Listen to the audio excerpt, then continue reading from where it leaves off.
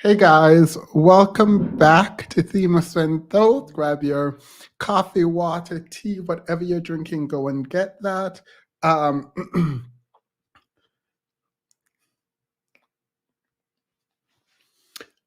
so, have y'all have y'all heard? Wait, let me do a poll to begin. Let's do a poll. Ray J has a song called I Hit It First. We've talked about it before, but I didn't listen to the song, I read the lyrics. Um, is that song a quote unquote bop? Drop a one if that song is a bop, and then drop a two if you think the song is just terrible. So drop drop a one if the song is a bop.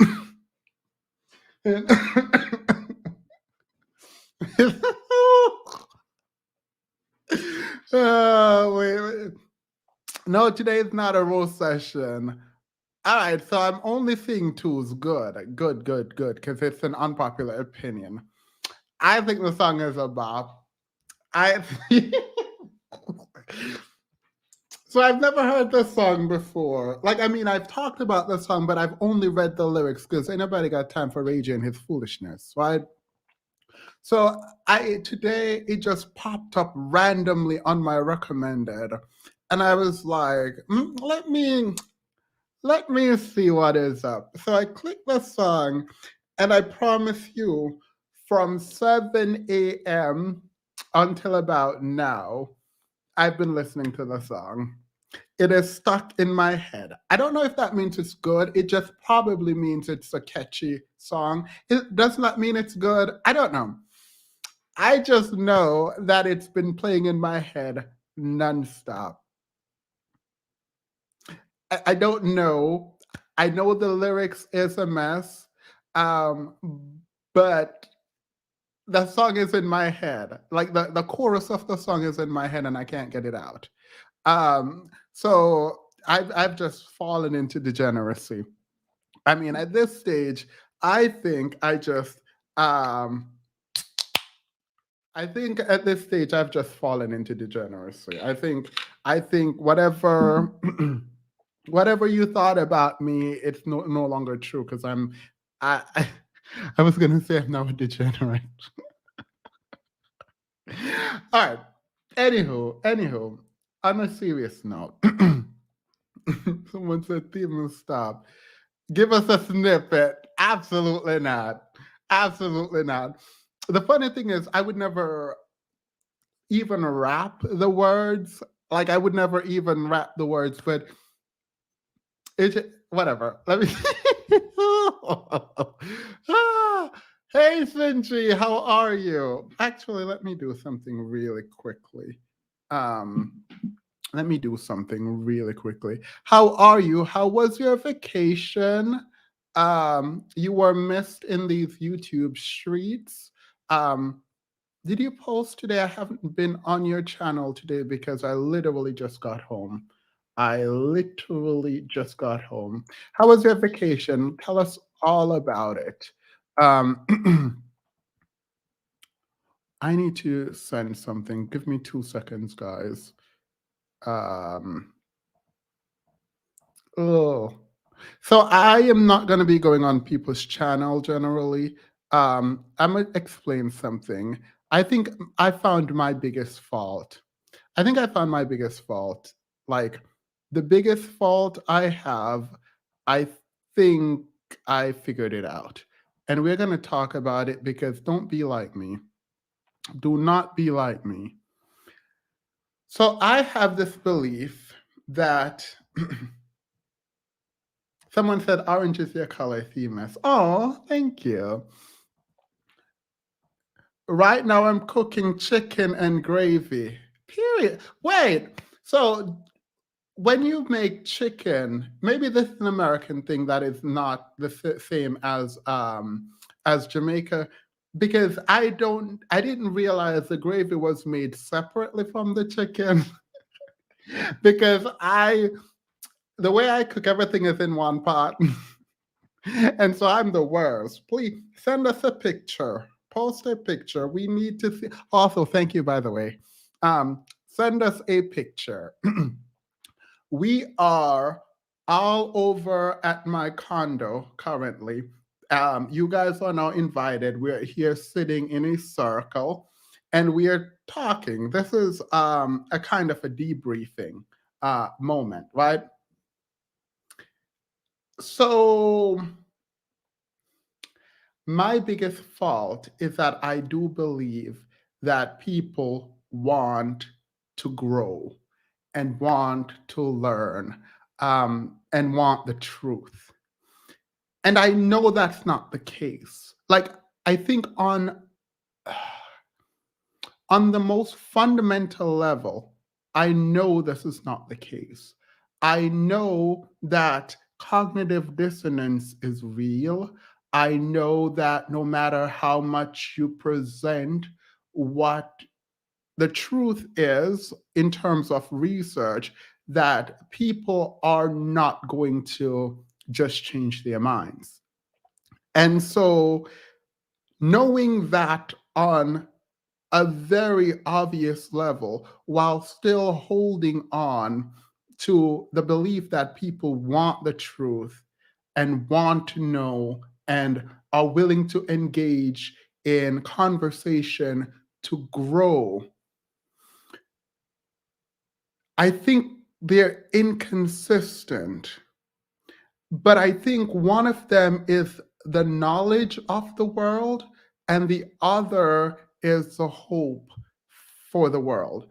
And I think I project my hope so far that even where people are outright denying truth and reality, in your face, that I still believe that if I show enough, if I do more, the fault is never with the other person in my mind. The fault is obviously with me because I'm just not doing enough or showing enough or explaining it right enough. Maybe I am speaking in a way that these people don't understand, and I need to figure out how to better articulate that which I believe or that which is present in the research. I need to explain better how to interpret research. And I am slowly coming to the realization that that's not going to work.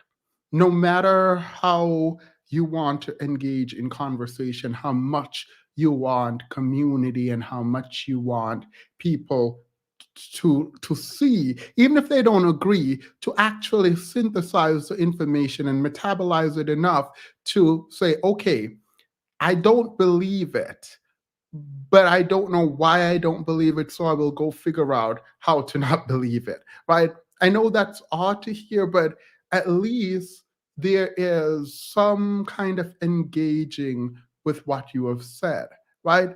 Call me everything in the book, I don't mind.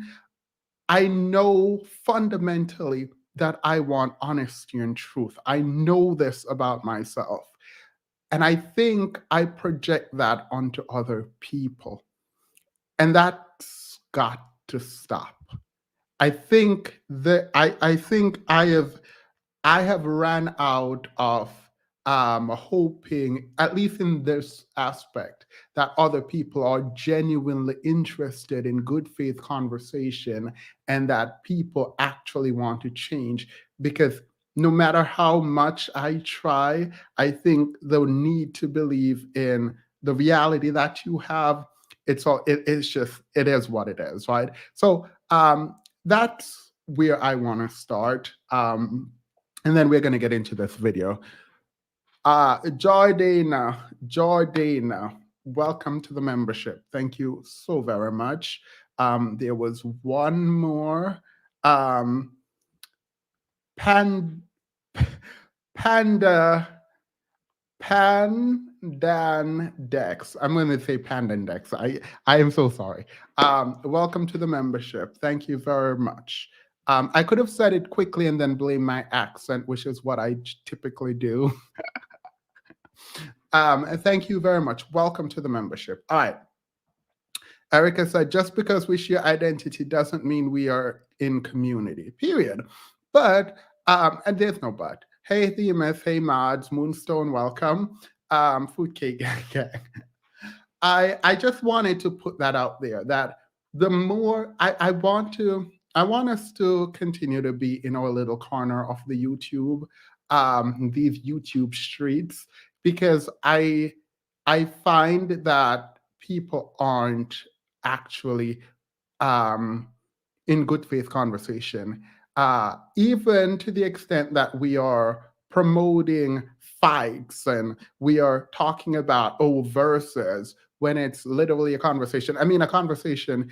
I think the need to promote and the need to growth and the need to create a narrative is much more important to people as opposed to truth. And I've said this often, to the extent I say something on here, um, and I am wrong, I am willing to be wrong and say I'm wrong openly. And I think I hope that other people could do the same, but I'm gonna leave other people alone and just do my thing because it's exhausting. Hey, Sober Bobo. It's not you. Black women don't even want change, despite being the ones who need change the most. Yeah, yeah. I don't. Yeah, I don't actually. I think it's kind of arrogant to say this, but I actually don't think it's me anymore. Um, to the extent it's me, I think it's me in the way that I have too much faith in the crave for knowledge that I think all people have. But instead of saying all people have, I should say all people should have. I am trying to see the world the way that I want the world to be, as opposed to how the world is. And I don't think people are like, I don't remember who, but I think it might have been Prince Petty or Impossible or someone. And they said, hey, Themis, you said this. Um, and I thought about it and I was like, oh, if I said that, I'm wrong. And then I went back while we were live, found what I said. They said, I said, and I said, hey guys, it seems like this was what I was suggesting here. I didn't say it verbatim, but it felt like that's what I meant at that time. So I was wrong. I know I am wrong now. Even though I didn't say it, there was an implied sense that that's what I meant. So I can admit that I'm wrong. If that means you leave and you don't want to hear from me, that's fine because I think my integrity is more important than holding steadfast to a position that I know is wrong. Um, and I keep thinking that is such an easy thing to do because I can do it, but I think it's harder than I think that's a harder thing than I know. And so I'm just going to leave people be, let them keep their broken sort of ideas about who they are, let them do what they need to do. If they believe Black men cannot get up and create, then they believe that, right? If they believe that women have an unfair advantage in the system, let them believe that. Whatever I do over here will be predicated on what I believe and not just responding to other people or not going to have conversations with other people that are literally unwilling to accept their own realities. So that's what I'm going to do. Now let's move on. It's not you, Black. Oh, I just read this. Thank you so much, Sinji. I appreciate that. All right. Oh, before we start this video, this is all the intro. I'm trying to dump all of this in the intro before we get into the video. Um, Thank you to everyone who showed up to the professional development seminar that we did on Sunday.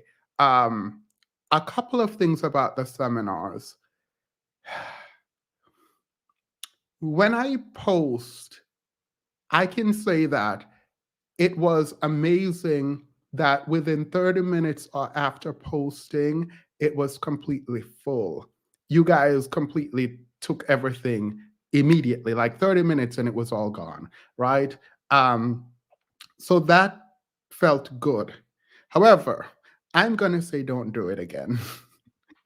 Even though that is a great thing, the reason I'm going to say don't do it again is because if you don't need it, you shouldn't. Like, I think there should be space for people who need it. One, if you cannot show up, there was no issue with attendance, right? 98 people signed up because it could only hold 100 people, and my mom and myself were going to be there. So 98 people booked it, and like 10 people didn't show up, which obviously is not a bad number, right? That's not a bad average. I love it. But I think we have to be considerate, right? The community we are attempting to build is one where we are freely giving information to each other, right? There is no money tied to any of this. But on your end, I think it's super important that you actually really think about whether or not you need this. And if you don't, do not sign up for it, right?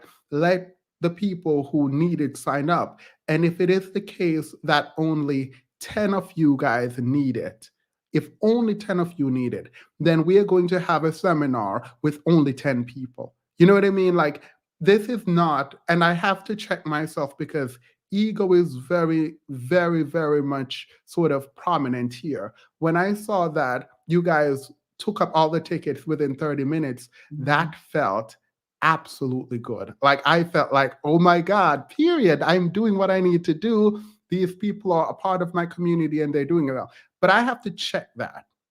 And I'm going to check that. I'm going to start checking that now. It's not about how big and how dedicated any of this is. It's about whether or not we're doing the right thing. And so, if only one person need it, that's great because that means I am going to be on Zoom with one person, or the therapist that I bring in, or the financial advisor that I bring in is going to be on Zoom with one person. And if that person is the only one that need it, they get all that time to improve, right? And so I think moving forward, I cannot judge for you if you need it, but I can say that you can be the judge of that. And maybe I wasn't clear enough that the professional development was going to be the sort of rudimentary step, right? Where we're looking at what a cover letter is, how to write a cover letter, a resume, references. And then I was going to go into conversation with my mom to kind of talk about sort of her personal growth and what she did and how she was able to do what she wanted to do and how other people can maybe copy that if possible. I get inspiration, right? Because it wasn't a super deep conversation, right? So that's the thing. I'm thankful. My mom absolutely adored you guys. Um, I absolutely loved how much love you guys gave my mom. That meant the world to me. She called me afterwards and she was all smiles and she was just really excited. And she is extremely proud of the work that she thinks I'm doing. I'm going to say she thinks I'm doing. Um, a syllabus would be helpful. I did there is a semi-syllabus in that I outlined kind of what we were going through. So if you went to sign up for it, you would have seen kind of the topics and what we were gonna do. So yeah, I'll try to make it better. Um, but it was nice. I get really, really nervous when my mom is watching or when I know my mom's watching. So um, I was very nervous in the first half of the seminar. So anyway, I will be editing. I'm going to cut the part of the seminar where I was going through some of that, and I will post that for members only, so that they can watch it if they need and rewind it and do whatever they need to do with it. I will be cutting out my mom's interview portion because that is not for public consumption. So it's going to take a while. That out of the way, I will also be trying to come up with a way to have these draft um, cover letter, these draft resume references. For every seminar that we do, I want to create a sort of um, an archive of information so that you guys will always have access to it, even people who didn't come to the seminars, to have access to it so that hopefully it'll be useful. And you guys can ask questions, and hopefully I am trying to create a comment section somewhere where you guys can interact with each other, ask professional development questions and get them answered. Those kinds of things, financial advice, but we're not giving financial advice. We're just talking about what we did in terms of how Money improved his credit, helped me improve, and helped our friend group buy different condos and investment properties and all that kind of stuff. I don't think that information should be sort of kept away from the general public. And to the extent that I can give it, I am willing to give it freely. Uh, just as long as if you sign up, you come. All right. Um, I think that is where I'm going to end the intro. We've been talking for 21 minutes before starting the video. So let's get into this. Thank you so much. And my mom absolutely adored the people who were there and just the nice comments. I think I am happier about it than she is because you guys were wonderful, and she felt loved and respected and cared for in the moment. So I appreciate that. Someone said you can create a Patreon for all that content. Um, I could, if Patreon allows for you to be joined for free, then yes. But I'm not. I'm not in the place where I want people to pay for things. I think at least these seminars. I think at least in these seminars, you guys should be able to access it for free. So I'm not gonna charge anything for that. You guys already super chat way too much already, and I already feel blessed and lucky that you guys are even here. So thank you, and this is my way of trying to do my part. All right, let's get into the video.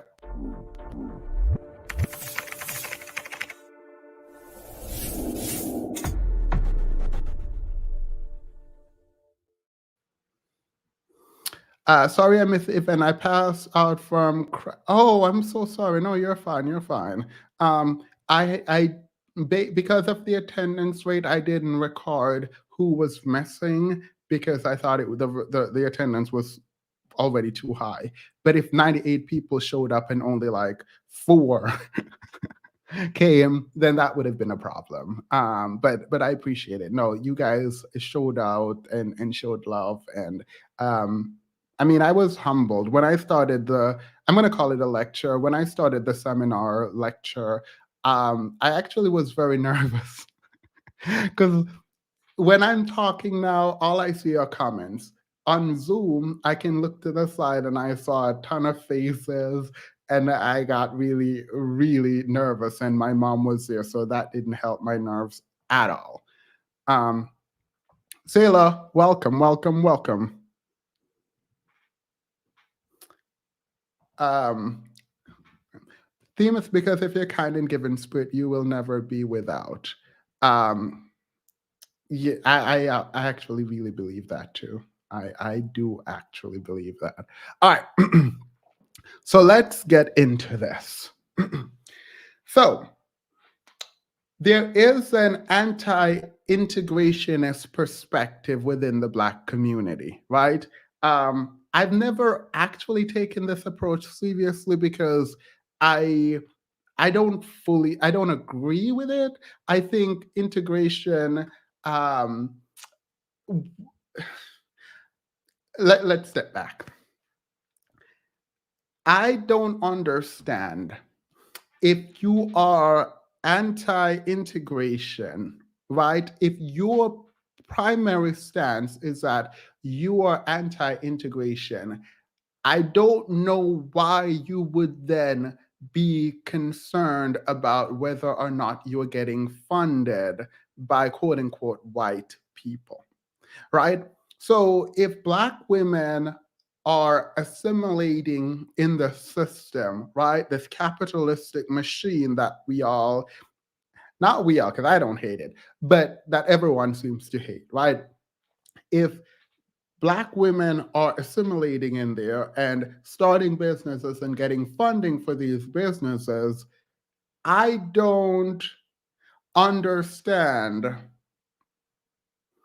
I don't understand why someone who is opposed to integration in this way, sort of Garveyism approach, I don't understand how they would be upset that you're getting money from the government and that they are not, right? Like they can be upset for you wanting to integrate, they can be upset for you doing that kind of work and be cared for in that way. But I don't understand how they can also be upset that they are not getting. Of course, you're not going to get money.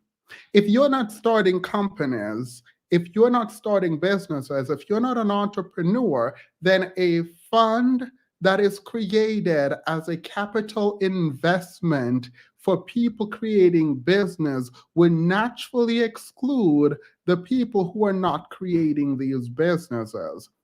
I think that makes sense, right? So the Goldman Sachs,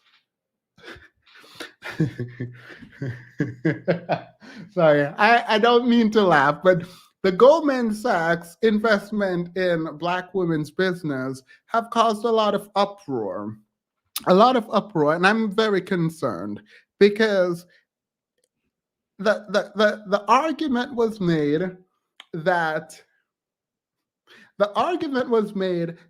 instead of investing in the Black community, Goldman Sachs was investing in Black women. Now that seems odd to me because Black women are a part of the Black community. Therefore, an investment in Black women who stays in the Black community is an investment in the Black.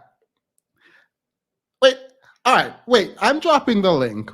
I'm not even going to do the full theoretical. I only want, can someone explain to me how, listen to me, listen to the question, because I'm going to remove, I have my bell, right?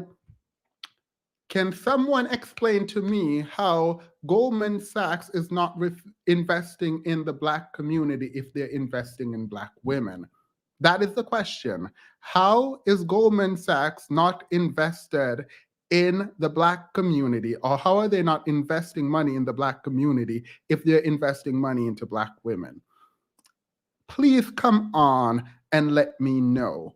There are 757 viewers and 205 likes. Guys, please like the video. I'm trying to be better at this. Also, remember to not put ad hominem attack in the chat. No sort of cursing and things like that. Don't drag each other. If you're dragging me, that's fine. So if you're dragging me, that's fine. But do not drag each other. Do not call each other mammies or whatever it is that you call each other. Don't do it. Let's try to be safe. All right. So no one is coming up. All right, fine.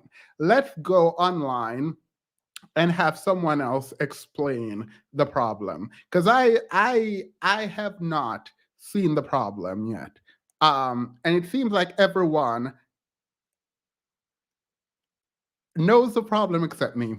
You want the illogic explained, or do you just want someone who actually feels that way? Hmm. I want someone who actually feels that way. I want someone because what's going to happen is you guys are going to strawman their argument. And I'm sure there has to be some logic behind it that I'm not seeing, right? So I want someone who believes it so that they can really give me the logic. I want the logic. I do not want people to tell me what they think someone else think, because I don't want it to be strawman. Sorry, I just came in feels what way. The only people who would say this are people who think the only people who represent the black community are men who are black. Period. Well, that's my conclusion. And I think that's a lot of you guys' conclusion. So, wait. Thank you, Curry Up and Eat. We're in agreement. Not theme is thinking there's logic behind it. If there is not logic behind it, right? If there is not logic behind it, I want to find that out by talking to someone who believes this, not someone who actually already believes what I believe. But in the absence of people who believe this, let's hear someone attempt to do it. I have black women that watch my channel, and I appreciate you sisters being here. I say what I say mainly for black men, and I say what I say mainly for black men because black men are the one who is primarily behind enemy lines. Black men do not have billions of dollars being invested into them. Black men do not have the voice that black women have had over the last 10, 20, 30 years. And I know a lot of women are going to say, oh, well, that's because the black men didn't do this, didn't do that. No, we live in a white dominated society. And white society has been in rulership for quite some time. And they know the game better than we know the game. And they understand that the best divide to keep the black community at the lowest levels has been at, where black women need $10 billion of investment, even though they've had years of subsidies and housing and education that have already been given to them by white society. All right.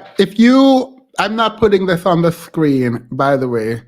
I'm not putting this on the screen. So we're just hearing the words, right? So I'm going to rewind a little bit so that you can hear. So being behind enemy lines is white men not giving them. Look, this is the problem. If you don't believe in integration, and you are Garveyism, you believe in Garveyism, and you believe you are behind enemy line. If you truly believe that, then you would not expect or want money from these people. You wouldn't.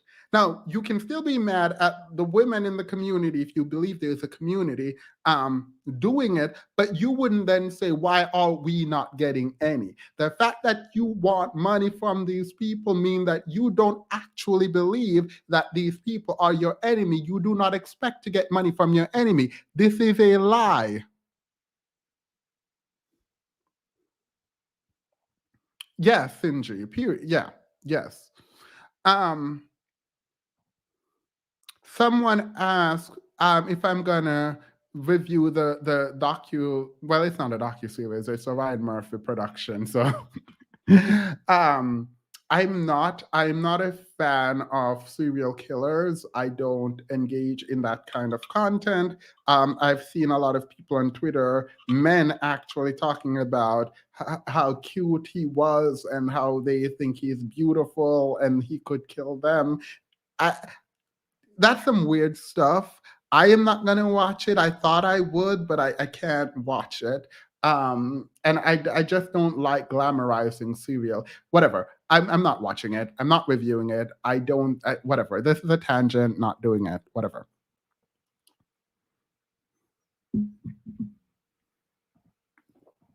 Let's hear this again. Black community at the lowest levels has been at, where black women need $10 billion of investment, even though they've had years of subsidies and housing and education that have already been given to them by white society. Okay? Black women have more handouts than any other demographic of women. More than the Asians, because the Asian woman has her Asian man. That is called a something slip. A point in the chat if you understand the something slip. This is what that was, a something slip. He just said Asian women have their man. He's going to go through all the race and say all of these race have their man. What kind of slip is that called? Please tell me what kind of slit that is. Period.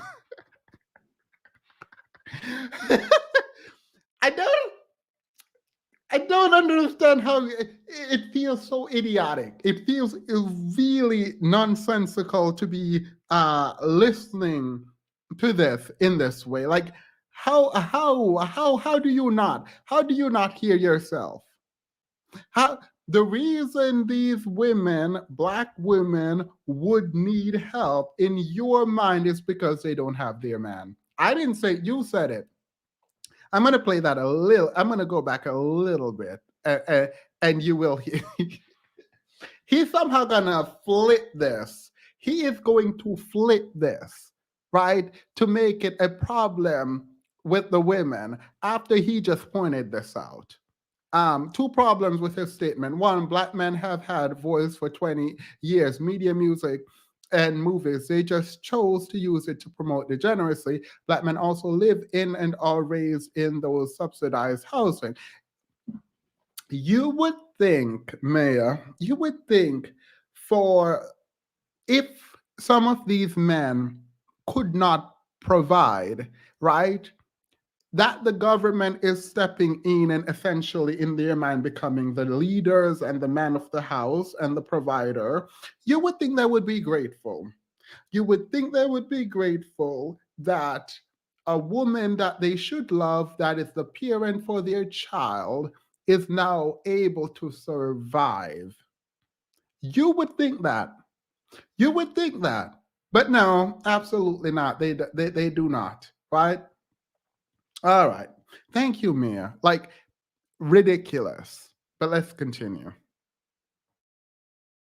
In housing and education that have already been given to them by a white society. Okay. Tell me how you give someone education. wait, wait.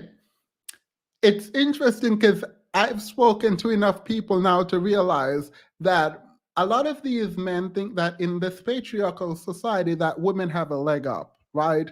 And that uh, someone is just giving these women education. Like, these women did not work for their education. They didn't go to school. They didn't actually sit through these classes. They were just given these education. I started a process and then I stopped. I decided I wouldn't do this. Oh, I think I said thank you, Mayor. Um, Pretty Girl Gang, welcome. I started a process and I was going to put in my community tab. And then I said, this is petty. I'm not going to do it. I was going to put in the community tab all the grants, right, and the funds for Black men. There was also a lot for STEMs, but by state and then on the federal level, right? Some of the programs started by the Obama administration did not disappear under the Trump administration and is actually being expanded in the Biden administration. The fact that you don't know that there are a ton of grants that Black men can go out and apply for seems to be a you and a knowledge problem. Like, I literally sat down last night and I thought about whether or not I should post all of them. I'm not. Instead of arguing that the government isn't doing anything for you, you probably should go figure out what they're actually doing for you and how to get that kind of money. Because there's a ton of money on the table that you obviously don't know about. Why do Black men put themselves in competition with white men? I'm not sure what you're saying. Competition with white men. I wish they did that. Let me go look. So it doesn't even take a ton of research. Google, by the way, would get you to the answer you need, right? Google would get you to the answer you need. I decided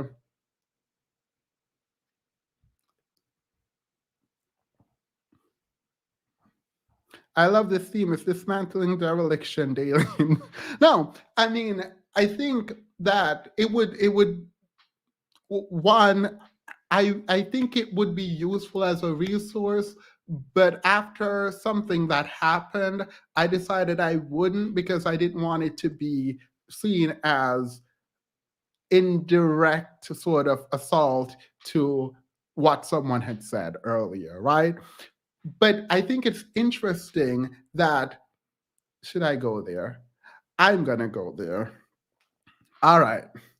Buckle in, don't buckle in. This is not important, but I can say the company or the organization that collaborated with the company, right? But I can tell you that there was a free, completely free program set up specifically geared towards Black men mental health, right? And we made there was a making sure that the advertisement was in all the Black communities, right? The program got defunded because only 3 Black men out of thousands who voted, who saw all of these posters and engaged with it, showed up, right? The reality is a lot of programs are failing because a lot of people are not utilizing them. A lot of grants are there just unclaimed. A lot of scholarships are out there, and a lot of people are sitting here saying, oh, just send me the. No, I'm not. Here's the thing, I am going to, at some point when I'm comfortable, post a link to a bunch of scholarships. The problem I have fundamentally is, and this is something about my belief about the world, right? I think people do as they are generally. And if I have to spoon feed you, I do not believe that you are going to do what you need to rise to the occasion. If you cannot like, if you don't feel like you need to go out there and find information and that someone should just give it to you continuously, I have a problem with that. I like to see work. I like seeing work. I like seeing you invested. I like knowing that I'm not going to be the one who have to do your homework bad. So I'm not about to sit here and just spoon feed information. I don't like it. I don't like it. I will stop halfway in a sentence because hopefully you guys will get the rest. I'm not about to sit here and spoon. No, no, no one. No, that's not the kind of help I got. And I don't think that's the kind of help you should get if you want to fight what is to come. You have to prepare for what is to come. Like, no, I'm not going to sit here and spoon feed anyone. It's not going to happen. No. All right. Let's continue and hear this. Okay? Black women have more handouts than any other demographic of women. More than the Asians, because the Asian woman has her Asian man. More than the white woman, because the white woman is going off of her white man. The Latino woman, they may be kind of broke, but guess what? They got their Latino men. Black woman is the only woman that's separating themselves that need all these subsidies and handouts. I don't think his brain made the connection, actually. And this is the sad thing. I don't think his brain made the connection to what he just said. I don't like, forget handout, forget the speaking down about other people. I don't think his brain actually made the connection to what he actually is saying here. Because it does not make you look good, sir. Like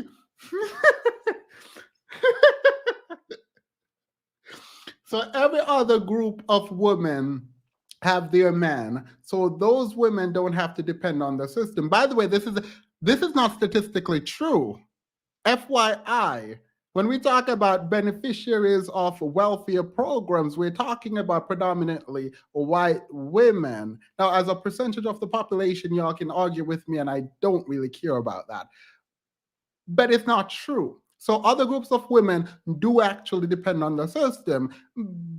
But as I do, assume arguendo, forget all of that, and let's live in his reality. Do you now understand, sir, the logical extreme, not even extreme, the logical very next step? It's not an extreme, it is the logical very next step of your argument that you refuse to take.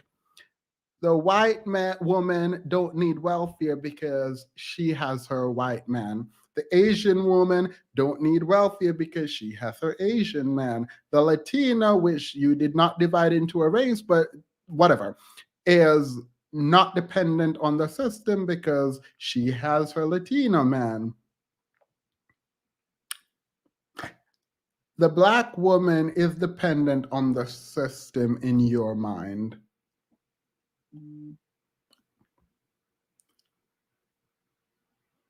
Why? Why? Based on the logic you just provided, now you can say it's different, and I'll look at it. How do you? I feel like people aren't thinking when they're talking. I feel like people aren't thinking when they're talking. Because even in your pro-black manness, and you're coming out here to disparage women, because that's what you're doing, you don't make the logical next step. Literally, the very next step in that series of articulation of women depending on man or government, you've explained something that you didn't fully say. It doesn't take a genius to figure out exactly why black women would need the system in your mind. Every other race of women have their man, except I am not saying this is true. I am not making this argument. I don't have to make this argument. I don't even have to talk about stats. All I'm doing is listening to you talk and you not finishing your point. He's going with the black woman chose welfare over their men. Oh, yeah, that's exactly what he's going with. But no other race of women did. And he explained why, because they have their man can provide, so they didn't need the system. Why then are black women going for welfare? But again, not true, but fascinating. Fascinating that you didn't actually take the next step in your logic.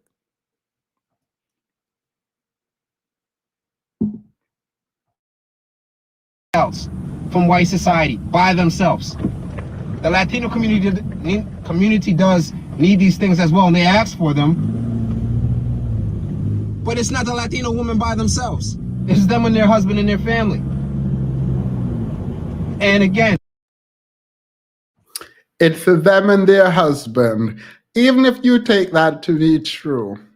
So welfare didn't prevent the Latino man from being in the home and being a husband, right? Oh, you guys, are we getting married? Like, I'm done.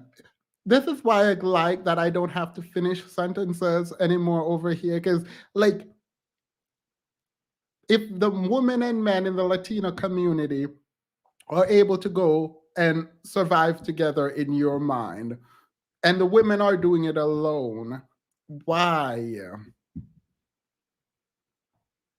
This is not a hate black woman channel. Let me tell you something.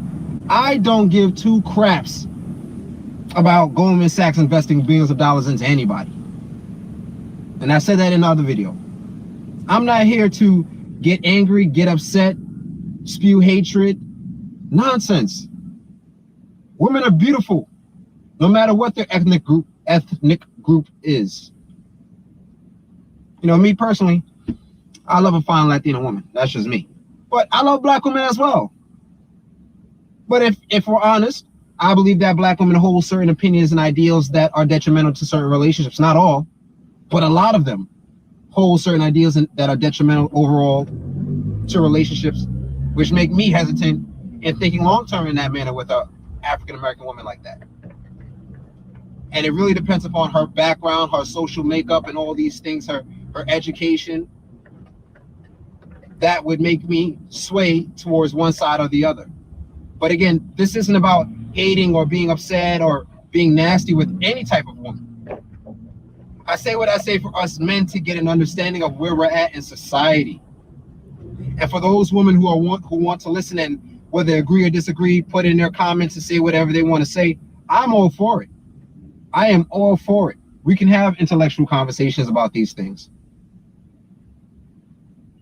Now, one commenter stated that black men are holding black women back. And I had to check her. I had to say, if you look at the Yahoo video. Sorry. Please note that he likes Latino women. Now, I'm going to presume, well, let me not presume, just keep that in the back of your mind. We're about to get into solidarity in a moment and how we need to stick together after making such a claim, right? We're going to get there. The sad thing is, even if black men got these handouts they want from government and companies, I can confidently say they would use it to provide for I can confidently say they would use it to provide for black women and children. Yeah, I mean, I was going to talk about the PPP loan and how annoying it is that the one time where you shouldn't be applying for something because you would go to prison for misuse was the one time there was a group that decided that they were going to do it and then blame the government for the outcome. Like I said, black men know that they cannot survive without black women. Wait, listen to this. Because everyone is a statistician, by the way. Listen to this right here. They singled out black men and black women, and it showed that black men, on average, hold a higher net worth, a slightly higher net worth than black women do. It's not a net worth, actually, but rather it was the average income. I don't want to do this again because we had to do it over and over and over again. The ones who are getting married versus the ones who are dating versus the one who is the 1%ers and the 10%ers. Who are they being paired with? Who? Crazy is that black people media believe it. Foxhole. It's slight, but black men are a little bit higher than black women. That little bit is important because we're talking about a projection of black women going to be the first female group to out-earn their male counterparts. And I know a lot of people don't like the word counterparts, but sorry. Welcome, Brittany. So obviously black men are not holding black women back. Black men are doing what they got to do. Not all. But obviously our numbers on average are higher than black women's. So that argument. So I promise you, when I first heard this, I didn't understand it. When he said our numbers are a little bit higher, I'm not gonna go into numbers because there is only the average income, which is literally shaped by the average of all the amount of money a group makes. And so the people who are making a lot helps those who are not, and it drags the median up, right? The truth is, when it comes to disposable income, this is not true. When it comes to the reality of who marries out and who is less likely to marry when they have resources, this does not make sense. When people are talking about holding someone back, it's about preventing them from being self-actualized, right? So you can make the argument if you want. It is just a problem because it doesn't make sense here. And when you have one positive number in relation to the women and you are making that comparison, it is a very weird comparison to make, but you seem to think that because you are $2,000 ahead, because that somehow means that you're not holding someone back. Like, I don't understand what this means, and I don't think he understands anything, so he just reduces it to our numbers are higher. Yes, incarcerate is false. Black men cannot be holding black women back in that regard. And I said to her, this is 2021, not 1991. Nobody's holding anybody back. Everyone has the opportunity to succeed and win the way they feel and choose they need to. Everyone has the opportunity to win. So again, how is this? Whatever, I'm not doing it. We're in the information, or we're passing the information age where you can hustle and do what you got to do, open businesses. There are plenty of black women who are killing it. There are plenty of black men who are killing it. On average, those numbers need to increase. But on both sides, there's people doing it. So no one is holding each other back. But what I'm saying is that the lack of unification between both men and the women of the black community keeps us in a position where we're relying on white society. You're relying on their education. You're relying on their billions of dollars. You're relying on their social programs and all these other things. Because we're not unified, because we don't know how to come together and have these conversations without our women bringing in their educated. All right, I wanted to get there. Because we're not coming together, because our women, right? Because we need to be together. Did this man not just say he prefers Latino? Now, I'm willing to argue that he doesn't mean black Latino. I don't think he separates Latino into race, right? Into a race. I think he separates Latino into a race from black. So I think he is talking about white Latino, right? But didn't he just say that he prefers Latino? Look, I feel like people are just being intellectually dishonest, and it's very annoying to me. It's very annoying. Like, the more I hear people talk, that like just sit back sometimes and listen, and you're like, that doesn't make sense to me. What kind of community are you trying to build? What black women are you trying to build with? Why are you talking as if the collective of black women are your sisters and you guys are in community where you believe you should be with a black woman, and black women are your counterparts naturally, and you're going to build together, and if only you guys could come together, where you literally just pointed out that your preference is for Latino? Like, I don't understand, like, who is going to trust in a sort of heterosexual relationship? A black woman would be it would be strange to see a black woman trying to build with you after you've articulated your preferences that way. Now, I'm not saying you can't care about your community and date out. I don't care about who people date.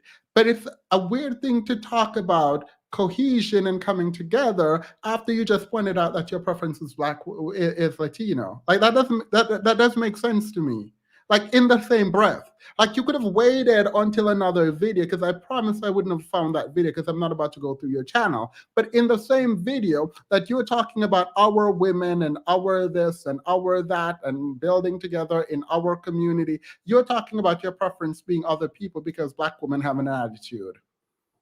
In the same, yeah, y'all gonna get conned. Y'all can go get conned because this don't make sense. Like,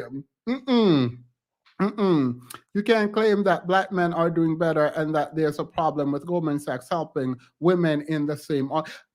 Right. If you get, the thing is, there is this intellectual dishonesty also where either we are subjugated and need help or we're doing well. I saw this on the Foxhole debate, right, with Sinji and that guy, the one with Dr. Umar, where he essentially was trying to make the argument, the guy that no one knows, trying to make the argument that, hey, black men are doing well, we're not doing bad, we're doing great well, while Dr. Umar is arguing that the system is oppressing black men. And they're together in this argument, which doesn't make sense, because if you're doing well and there is a war on black men, then black men we're winning the war. There's nothing more to say. There's nothing more to say. If we're doing well, period. That's it, period. What more? We winning the war. Thank you, Nia. According to him, all other women are getting help, but black women won't help him as he helps a Latina. We have to love that for him. Period. Curry up and like he said, help me help them. He said, help me help them. Help me help my preference.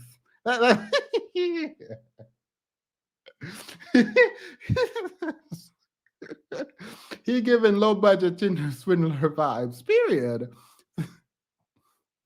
Also, black men making more money in a patriarchy is not the flex he thinks it is. No, it's not. It's not. It's really not. It's really not a flex at all. It's the audacity for me. I can't even fully understand what point he's trying to make. Oh no. I'm gonna tell you the point. I'm gonna tell you the point is Goldman Sachs. The point is Goldman Sachs. He thinks Goldman Sachs is ripping apart the black family, right? But why would you think women getting money is ripping apart the black family? But you preferring Latina, period.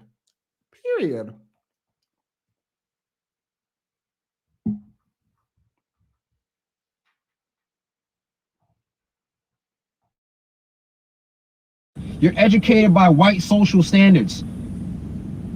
And if you understand society at a higher level, you understand that this education means nothing. That's why you have billion-dollar corporations such as Google, who is willing to hire people without their 4-year degree, based upon show me what you can do. Education means nothing because Google is hiring people without a degree. You do know that kind of program in organization is done precisely because people without degrees are generally excluded from the corporate world. You do know that, right? That Google is attempting to hire people without degree is actually evidence that the corporate world is not usually kind to people without degrees. Look into the program and you will find the articulation of why they need people without degrees to be hired because there's none. I'm not going to say that. I'm not going to say what I was going to say because it's going to sound elitist and it is what it is. It's not a thing. Without a degree, generally, you're not looked. It's not a good look in the corporate world. And so they're attempting to make a way for people who don't have degrees to get into the corporate world. The fact that you're using that as evidence to say that the degrees don't matter. Y'all will find whatever argument y'all want. Y'all will find whatever argument you want to disparage people with degrees. That does not make women with degrees. That does not mean you will go out there and you will find one company hire. You know what? I'm done. White education equals bad. Google equals good. Period. Google is good. Google is not white. Look at that. I am flabbergasted. This man said, "Bump that was on drugs. He's fighting a war on education." Period. He's fighting a war on Goldman Sachs, but Google is good. Goldman Sachs bad, Google good. Got it. Not tell me that you got a piece of paper. So your education means nothing. And unfortunately, our women are still using the same rhetoric. But again, this is not to be angry or upset or nasty. Oh, your education means nothing. You have bad attitudes. I prefer theirs. Y'all, but this is not to be mean to. Black woman. This is for black men to get an understanding of where our community is at, where the minds of our women is at. Women are going to follow power. Women are going to follow the dominant hierarchy in society. Right now, that is the Caucasian man, and that is changing dramatically. They're on borrowed time. And so when that system collapses, black women are gonna have to figure out what they're gonna do.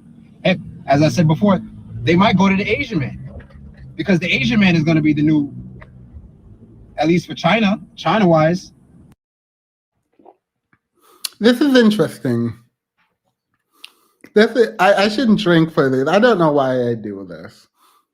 So at no point did he like he's like the system is going to implode and there's going to be a new person, and black women go after people with power. Not true, but whatever. Women generally go after people with power, right? Men with power. And so now it's the white man, but it's going to implode, and now it's going to be the Asian man. So they're going to go after the Asian man. Okay. I literally thought he was about to say it's going to be black man. I literally thought that's what he was going to say, but he didn't. So not even him, but you know what? I'm done. Like, I feel like I can actually say fully what I want to say. This is bad. I'm seeing any indication of white men losing global dominance. In his mind, they are, but you would think he would say by him, like, I'm gonna leave it alone. I'm annoyed. The Asian man is gonna rule. So at that point, we'll see how that goes. But that's why I state for myself, and I even told this to a woman I'm talking to now, or whatever we are. I said, I'm 30. I understand that my value as a man, I could be 50 and get a 25-year-old. I wouldn't marry her.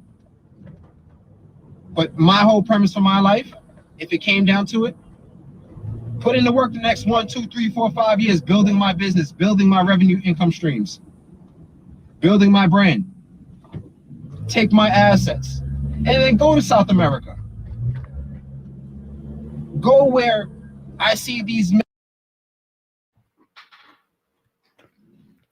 I promise I didn't do this purposely. I did.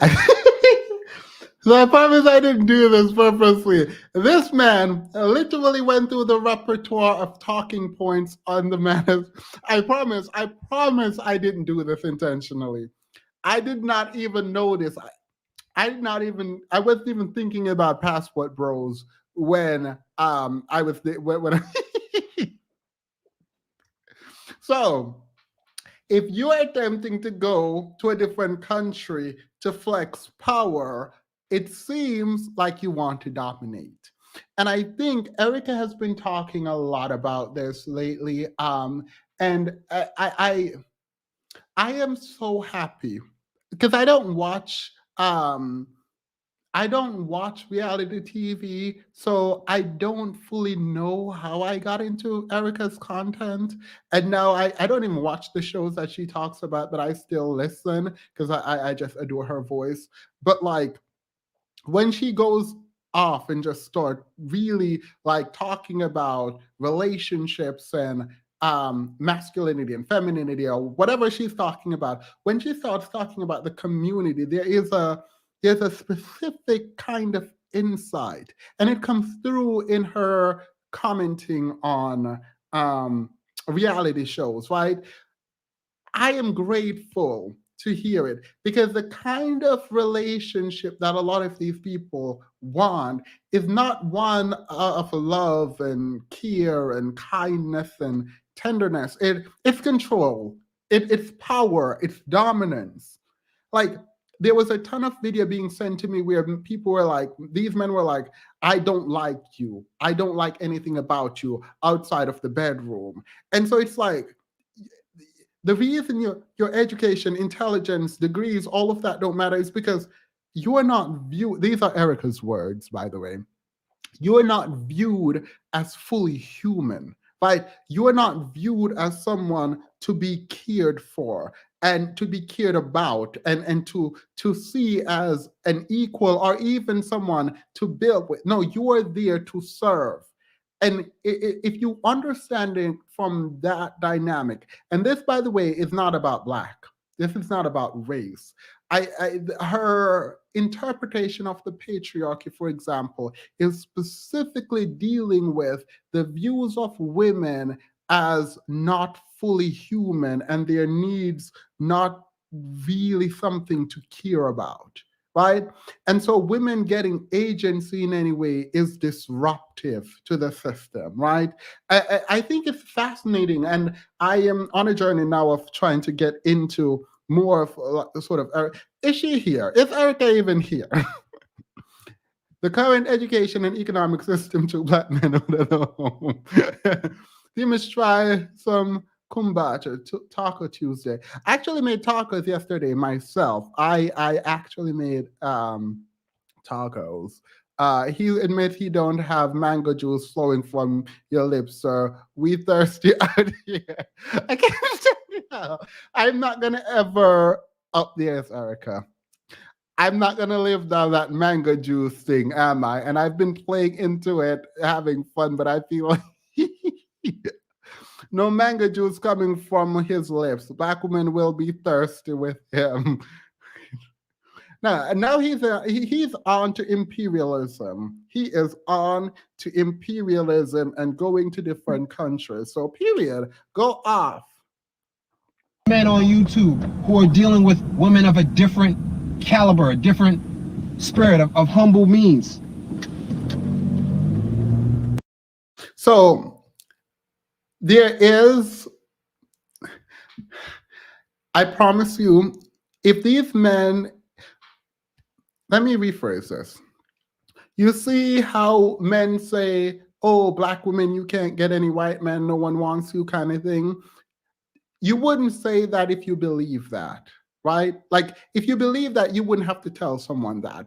I think it's the same way that, for me, I don't want to talk about these passport bros because I don't want it to seem like I'm trying to dissuade them from doing what they want to do. Do what you must. I'm not going to talk about it. The only reason you're allowed to do it is because these men in these countries are allowing you to do it. And a lot of these women are actually done. Do what you must. Sports fan is on here, has been a member for 4 months. Thank you, sports fan. I'm not going to do it because anytime I see men talking about black women and whether or not they're attractive level on the OkCupid study, I know it's a scare tactic. I know on a fundamental level that that's a scare tactic. I am not trying to scare these men. Let them go. I'm the only part I don't like is the abuse of these women in these countries. I don't like that. I don't like the kind of oppression that these men are bringing to these countries, but they have a rude awakening. And that's all I'm going to say. I've stopped talking about passport bros just as a general matter because I am not one of those people who are like, oh, I'm trying to prevent you. No, I'm not. I would like for you to stop because of all the abuse you're causing people. But I promise you, you will get what's coming to you. And that's that on that. I'm done. I'm talking about it. Black men equal least educated and most incarcerated. She just put the matter. Yasmin just put that as a matter of fact.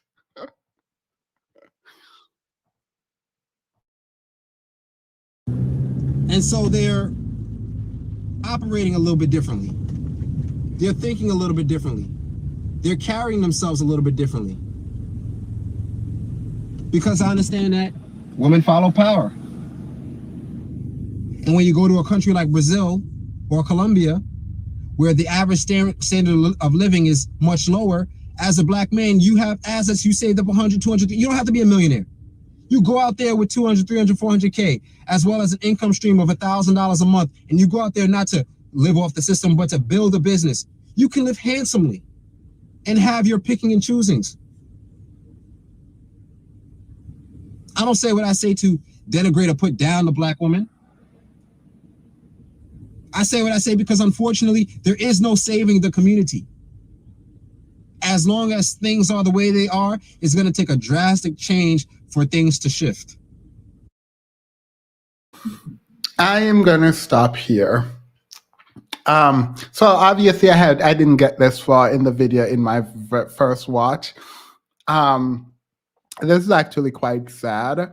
It's concession. It is waving the white flag and deciding that they won't compete in America. They will go other places to compete.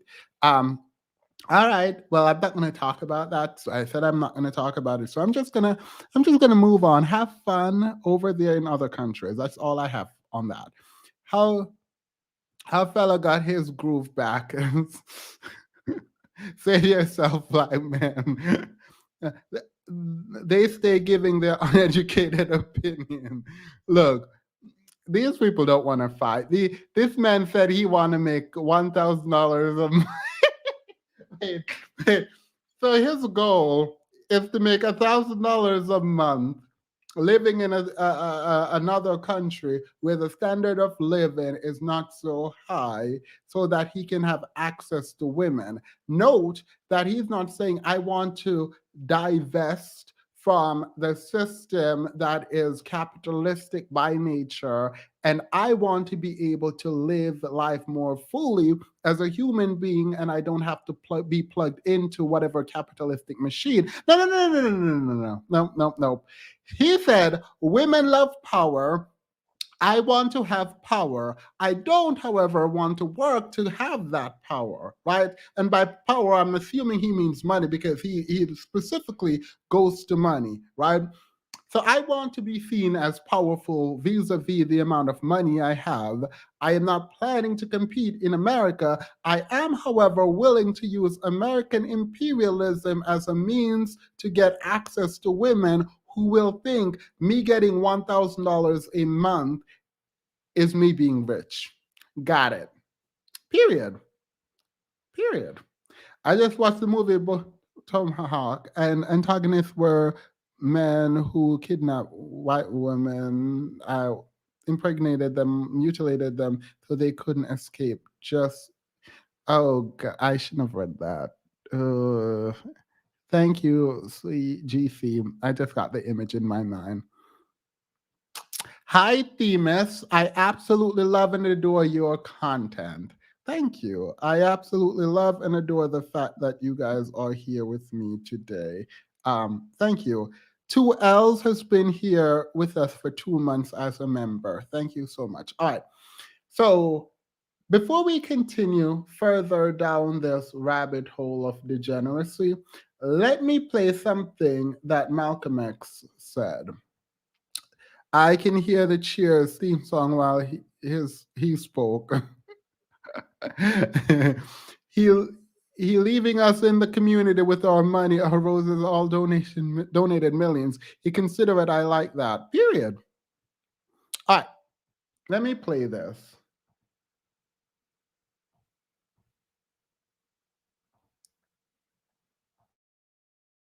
20 million black people in this country have been like boys in the white man's house.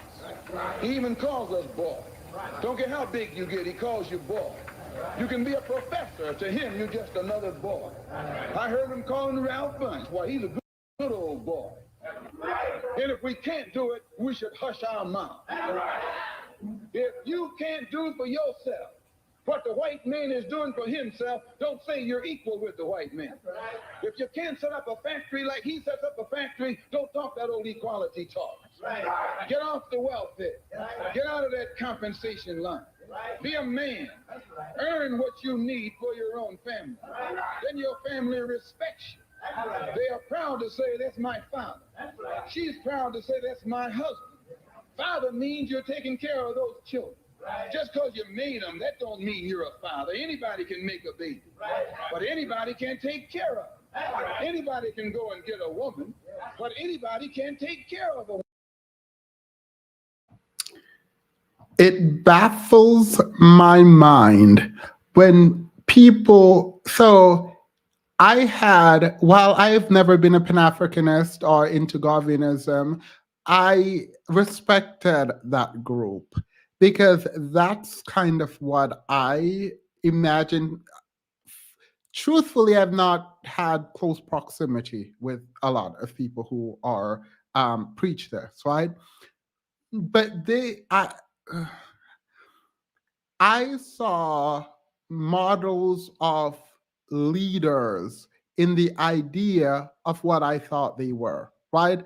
And so while I don't think I would ever even be invited to the table, but I like the idea of sort of Pan-Africanists uh, saying, even if I don't agree with separationist or whatever, I like the idea of people who are saying, as an African American man, or even women included in this, we are going to build and we are going to make it work and we are going to be leaders and we're not going to ask for respect, we're just going to demand respect, right? And so the rhetoric that I thought, well, coming from Malcolm X, obviously, but that I thought men were espousing who claimed to be Pan African, and in my mind, who I thought were the idea of pro blackness as I saw it, I assumed that like they wouldn't want Goldman Sachs to give them money. I assumed that they would want to build on their own, that this idea of being called boy was so repugnant that any indication of sort of help from the quote unquote other you would reject because you are in tune with the leadership in you and you believe it is your responsibility to take care of your community and you are going to build this community. I was very much mistaken. I engage in conversation. One of the, not it's not the first time, but it's the first meaningful time recently with people who claim to be Pan-Africanist, and the way they were whining about um, not being given programs like Black women and how they were not at the forefront of business endowment made no sense to me. Like I was confused because I obviously went to learn actually, despite what anyone would have believed. Um, and the more I heard, it was like, oh, you guys aren't trying to separate or anything. You guys just want to be given. Got it. Got it. So that's not what I thought that meant. SJ, welcome to the membership. Nia Fox, welcome to the membership. So I decided that I wanted to hear some more. Like not from them, but like this Goldman Sachs thing has been bothering me for a while, that like people found a problem with it. So let's hear. I've decided not to put some of these people on the screen. That is a choice that I've made. So let me play this for you in a moment. Not right now. That for the most part, for the majority of them, they feel themselves superior to the Afro man. But at the same time, they want protection from him. And so, for those of you who are saying to yourselves, wow, that is kind of like slavery. They want slaves. They want slaves to fight for them. But they don't want to submit to the slaves is because the slaves are beneath them. Well, where did this mentality come from? Well, it was CIA and all the rest of that stuff. And you could see the split for what it was in the 70s. All right. No, we have a commercial break. Thank you, BWMMB. We have let's go to a commercial break. Thank you. This has been heavy-ish, so thank you. African oneness. Welcome to the membership. All right, let's go on a commercial break. Thank you. I appreciate that. We have to promote brother happy.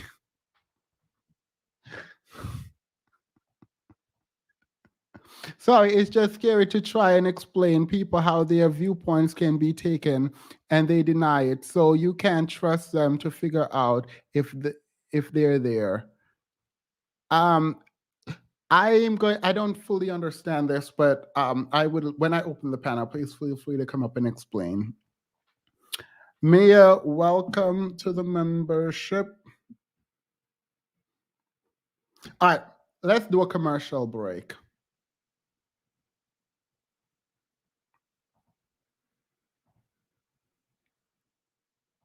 Everybody, this is Hafiz here to give you guys the most value possible in less than 5 minutes. Let's go ahead and jump into it. One of the biggest issues I've seen in men today, especially successful men, unfortunately, especially black successful men, is the zero-sum mindset. And what the zero-sum mindset is predicated upon is a zero-sum game theory. And what that theory teaches us is that if one person is going to win a game, the other person has to have the exact opposite outcome, which means they must lose the game. So there's an absolute winner and there's an absolute loser. You see, so many men view life that way. If Hafiz is going to win, that means I'm going to lose. If I'm going to win, Hafiz is going to lose. So many men think that the only way to be successful, to build the tallest building in town, is to tear down all the other buildings. They do not believe that they can work together, they can help other people, because if they help other people be successful, that takes away from their success. And one of the biggest things that we're trying to do in the standard is change this mindset. The zero-sum game mindset is extremely destructive, because we can win together and we win better together. Men are no longer living in 4000 BC in ancient Sumeria, literally a bunch of warring tribes fighting for a small piece of land. There is so much abundance out there. There's so much health. There's so much wealth. There's so much prosperity out there. We don't have to fight one another for it. We don't have to demonize, slander, attack one another for it. Instead, what we men need to do is work together, because by working together, we're able to achieve more than we can achieve by working by ourselves. So one of the biggest things in the standard is that we say that the standard man is Magic Johnson, not Allen Iverson. You see, Magic Johnson and Allen Iverson are both extremely talented players. Once in a generational talents, both of them are. But here is a fundamental difference. Allen Iverson is a prolific scorer, but not known to give assists, and he has no championships. Magic Johnson is an amazing passer of the basketball who can also score, who has multiple NBA championships. You see, that's what life is really about, guys. You being a successful man means that you can score. That means that you can be able to have a great life. But what's really the best is that not only when you're able to do well yourself, but being able to help other people do well. What would you rather be, having 0 championships, or would you rather be having 5 championships? And that is symbolic to what life is all about. Yes, it's great that you have $1 million, but how many men have you helped achieve $1 million? Yes, it's great that you're in great shape. How many men have you helped get in great shape?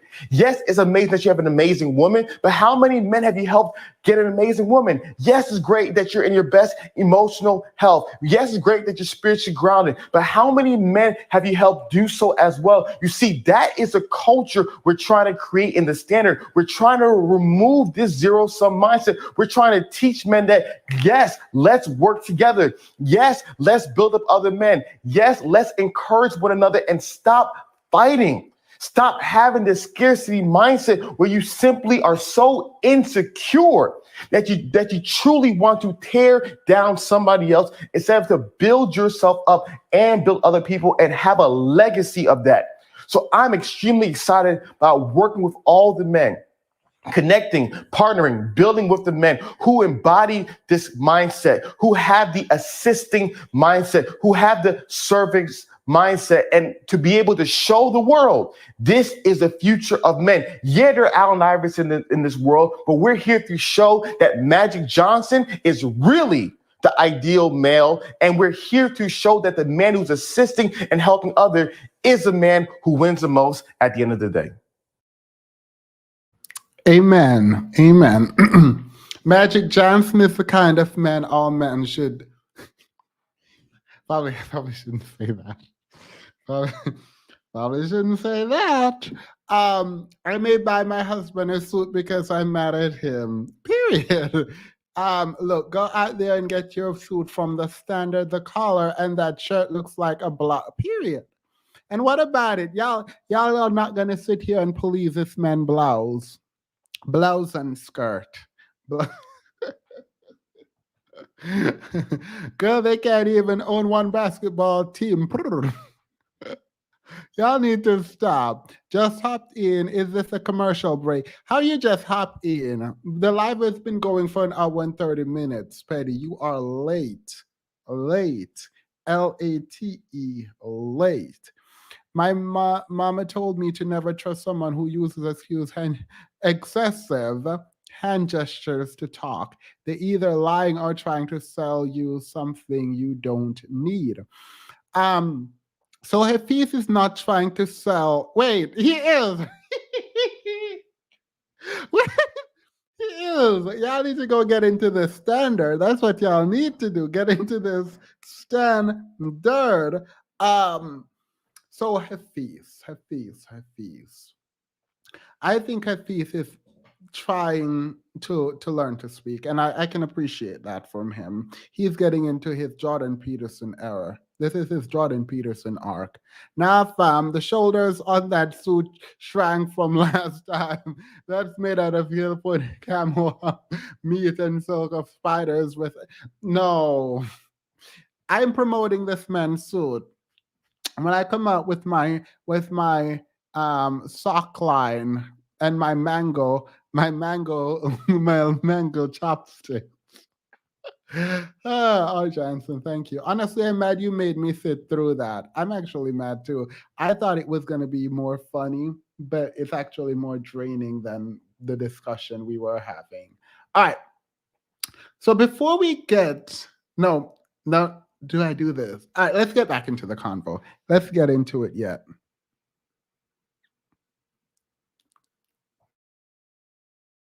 But the question you must ask is, in modern day, when Goldman Sachs says that they're going to take $10 billion and give it to 1 million Black women only for the good of the community, is it really for the good of the community? As a matter of fact, this is what welfare was, where they gave money only to the Black woman so long as she got rid of the man. All right. Now that they've successfully got her to destroy her home and destroy the children by eliminating fathers from out of the lives of Afro children, that had a cascade effect onto the Caucasian community, but they're going to try to build up the nuclear family with the Caucasians. The Hispanics, they couldn't get to because their women wasn't playing that. But they... I did not hear welfare took Black men out of the home. I didn't hear it. I promise I didn't hear that either. If he said, forget standard, expectation, and boundary, just go to the standard and get sued, period. He said, suits. The standard is men gathering to chat and be stats. Period. Wait, where is, I think I missed one. Saw and they see on a daily basis that maybe the loyalty of the Black woman can be given to the highest bidder instead of the community, instead of the family. Is this what this is about?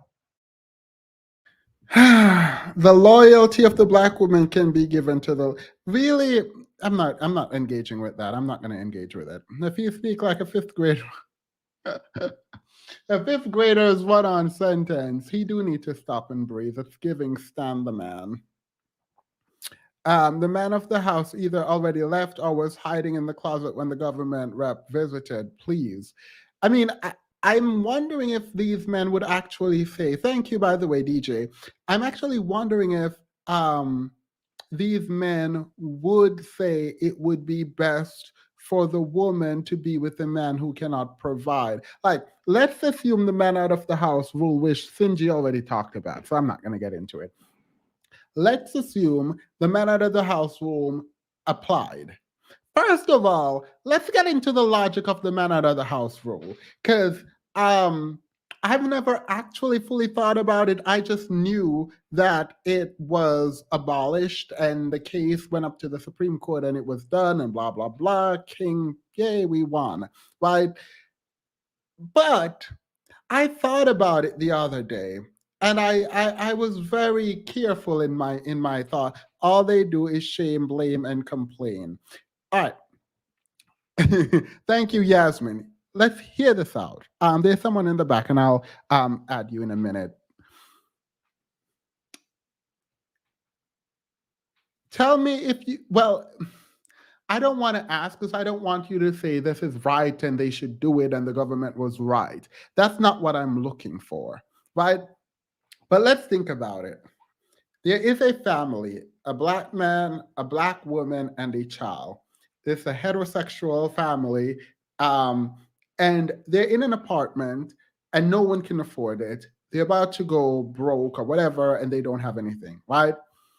It would, like, in my mind, the man would want the woman and the child, even if you don't want the woman, right? You want the child to have something, right? Something to take care of herself, because you can't take care of her. The reason they want is because you can't do it, right? Now, the real reason is you left, right?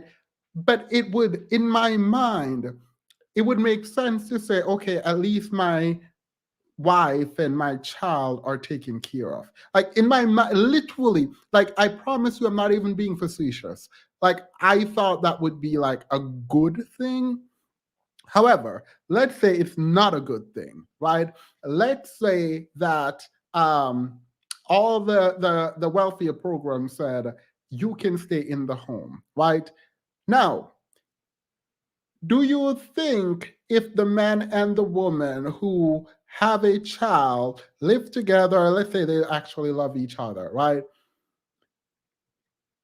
Isn't there a strong possibility that there would be more children?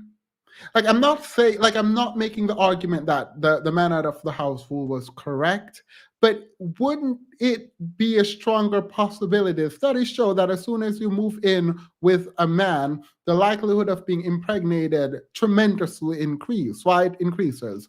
So it, like, even though it struck down, the logic, at least back then, made sense, right? Like, imagine you can afford to take care of one child, and then you have another and another and another. Like, it made sense. So for me, it doesn't, like, the logic would have made sense to me. Like, it would have made sense. If it's morally right, that's a different question. If the Constitution should allow this kind of overreach into family creation and formation, I would argue no, right? So now that we have a scenario where the man,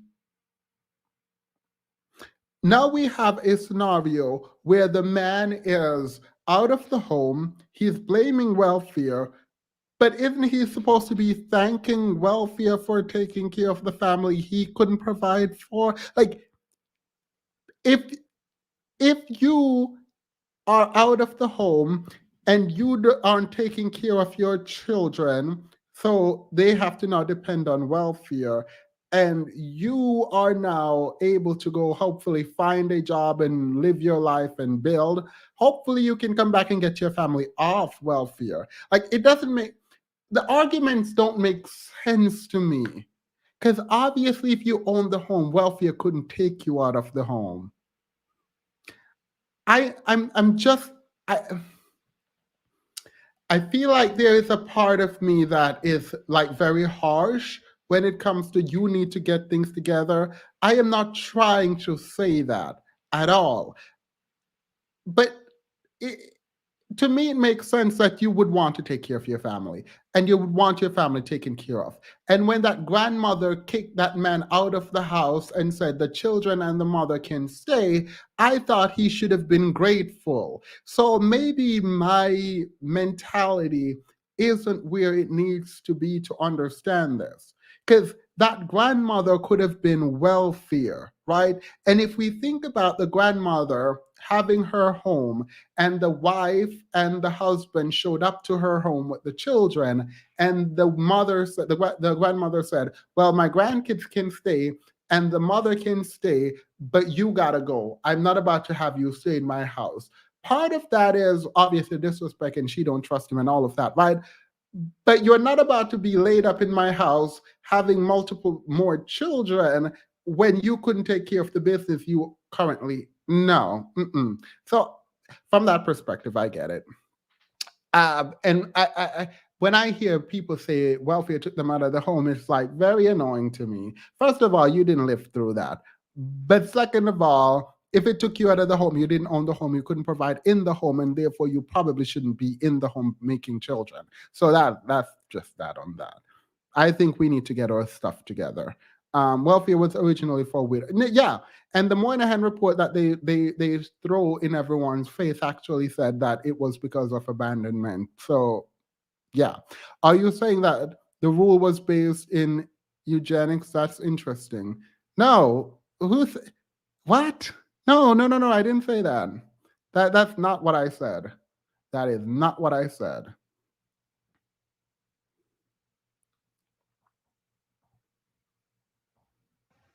Is Goldman Sachs doing the most racist thing done by a white U.S. corporation?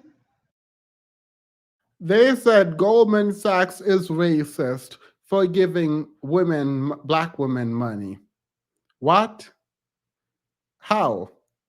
Let's hear the explanation. Wait, before I go, C Bean, go ahead. Hi. So I just wanted to say that as somebody who currently works in housing, a lot of these men are under their girlfriends, wives, spouses, baby mamas, uh, Section 8 vouchers. And a lot of the times they aren't even working. The mother will work, the oldest daughter will work, but the husband or the man not working. And same thing for the oldest son. He won't be working, but the women in the household are. Not the government stepped in and gave standard boundaries and expectation. Wait, the government stepped in and said if you don't have standard boundaries and expectation in the 1960s, 1965 to around 7, the government said if you don't have standard boundaries and expectation, I'm gonna have it. If he can't provide, he can't be here. The man out of the house rule. Right. So yeah, it's not even, and these men, they can apply. Like there are men who are, on Section 8 in these programs, but a lot of the times, like they're veterans, like they're like chronically homeless. Meanwhile, the other ones, like I said, they're under their girlfriends, baby mamas, their wives, not doing anything, not working. Like literally, she is the head of household and he is listed as spouse, bringing in no income. Period. And I Period. work in housing. I've seen hundreds of cases like this. Yeah, Hundreds. There and was that's what. literally one where this. Wait, so that's the thing though. That's not good. That's not a good incentive. Like I don't think the Republicans use this to say that's why you can't do welfare because people are just going to Yeah. sit there and whatever, right? And the Democrats say we should give more, but they don't do anything about it. The Mhm. question I have is how does a policy either incentivize or promotes good or bad behaviors, right? Well, this isn't even supposed to be a lifelong thing, right? It's supposed to be I help you get off your feet. Like they don't pay Yeah, all of yeah. your rent. They pay a portion that you cannot afford, especially with the rise in housing costs. So they do have to report their income. If we find out there's unreported income, we ask them for it to make sure they're paying their fair share. But again, it's to a point where the men just literally are not working, like they do nothing. Yeah. Yeah. So Thank you so much. I mean, we know this is happening. I just the that's hard to track, obviously, but we know it's happening, and these men are lying. yeah. Essentially, is what's happening. Thank you, Coco. The lawyer is here. Let me add you. Africa Butterfly has been a member for 3 months. Thank you so much. She said they want you to settle for low effort level. Thank you, Sweet Bean. Oh, and there was also a case where, these people, they're asking us to help them find, higher movers. They will literally have grown men in their home who are not, helping them move their furniture. Like that's Yeah, how bad it is. yeah. I mean, the fact that that man was getting aggressive to sit in that woman's home, like as soon as I saw that Miss Lee kicking that man out of the home and saying, "My your children can stay, but you can't. You're a grown man." And how aggressive he was getting, and how he thought he was right in the situation, that he should be there or his family should be out on the street with him. I'm like, is that I don't know for a fact, right? But is that the psychology? Is that what it is? I hope not. But I think I might be right, and that is a psychology. But I'm gonna Mhm. assume that I'm not. Thank you so much, by the way. Let me get yeah, let me get to Coco the lawyer. Thank you, CB. Hey, Coco. Hi, Themis. Can you hear me? Yes, you have a Am I minute. echoing or anything? Uh, nope, Am I no echoing or echoing. anything? Okay, great. So I came up here to talk about the man of the home rule because it always annoys me when they use this as a talking point.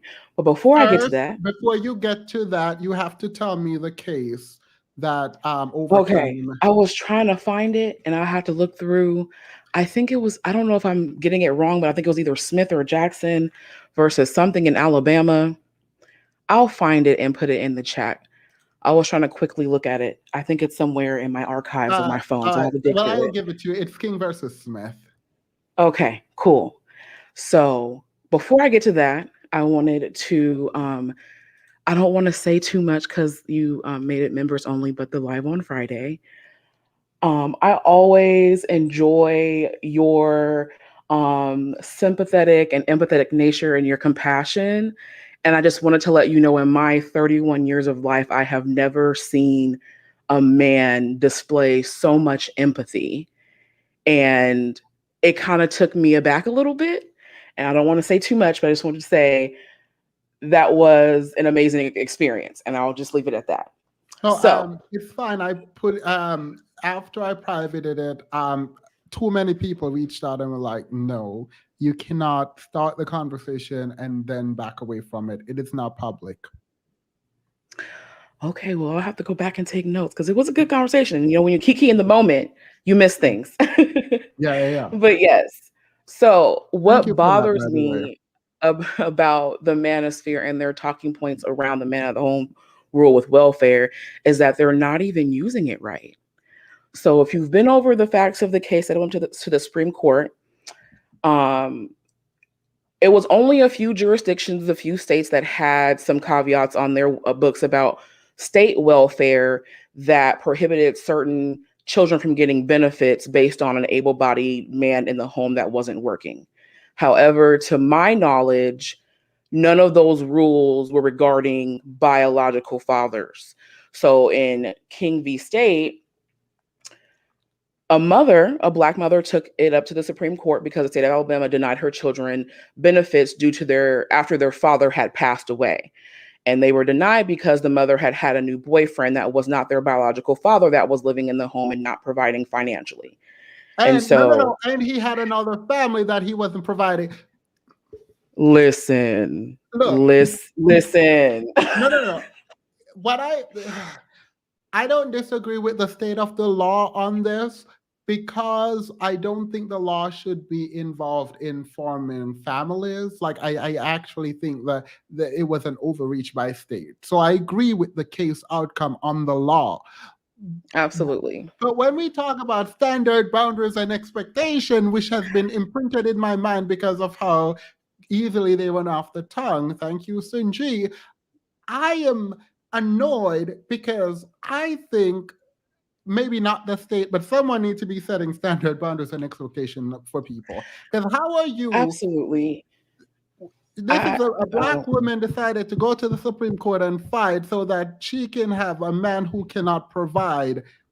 I'm done. I I think we am have to just go back done. to harken back to Sin G. It's the black male worshiping culture. Keep your man in the house, even though he not taking care of your kids or his kids, just to say that you have a man at home. Yeah. But for these men using it, it was never about biological fathers. So I'm confused as to what exactly their issue is, or why they're going around saying that. When you a quick Google search and a little bit of reading comprehension skills will lead you to just debunk what they're saying, and they give nothing else after that.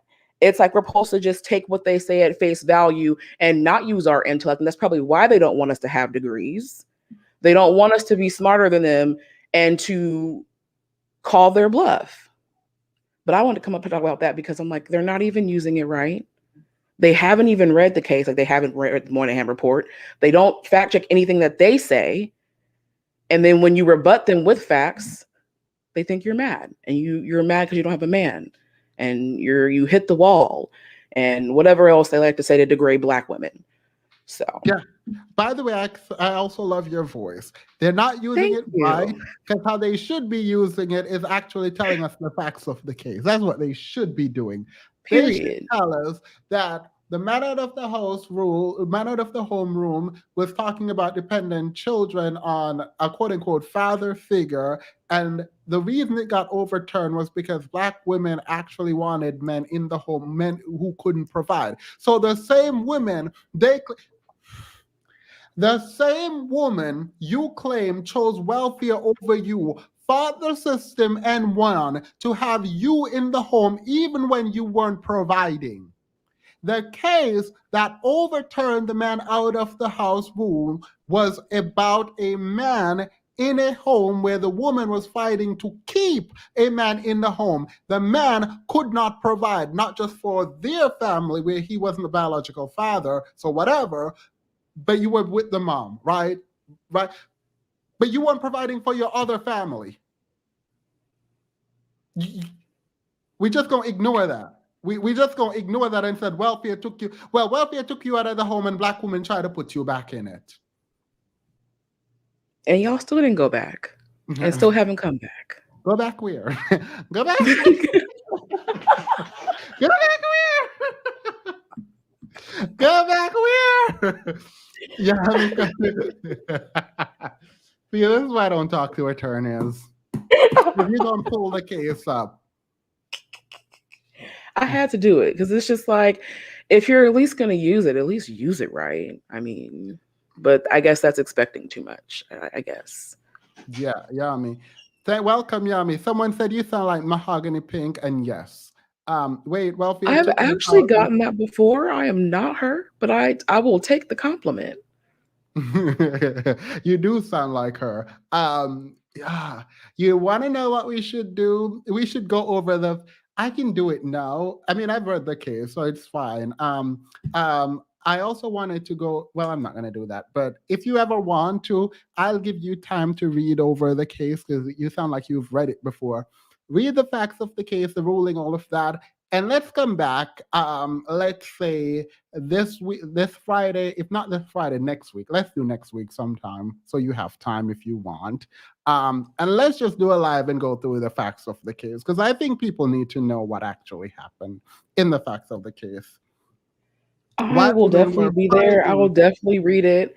I'm actually doing a conversation on Sunday about welfare taking black men out of the home. Well, hopefully you'll read it by then, so then you don't have a lot of reading then, because oh my goodness, the black women went to the Supreme Court because this man, I mean, obviously, whatever.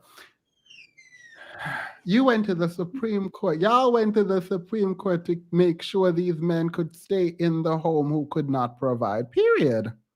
Period. Like the rhetoric online is annoying because it's not based in reality or truth. Sorry.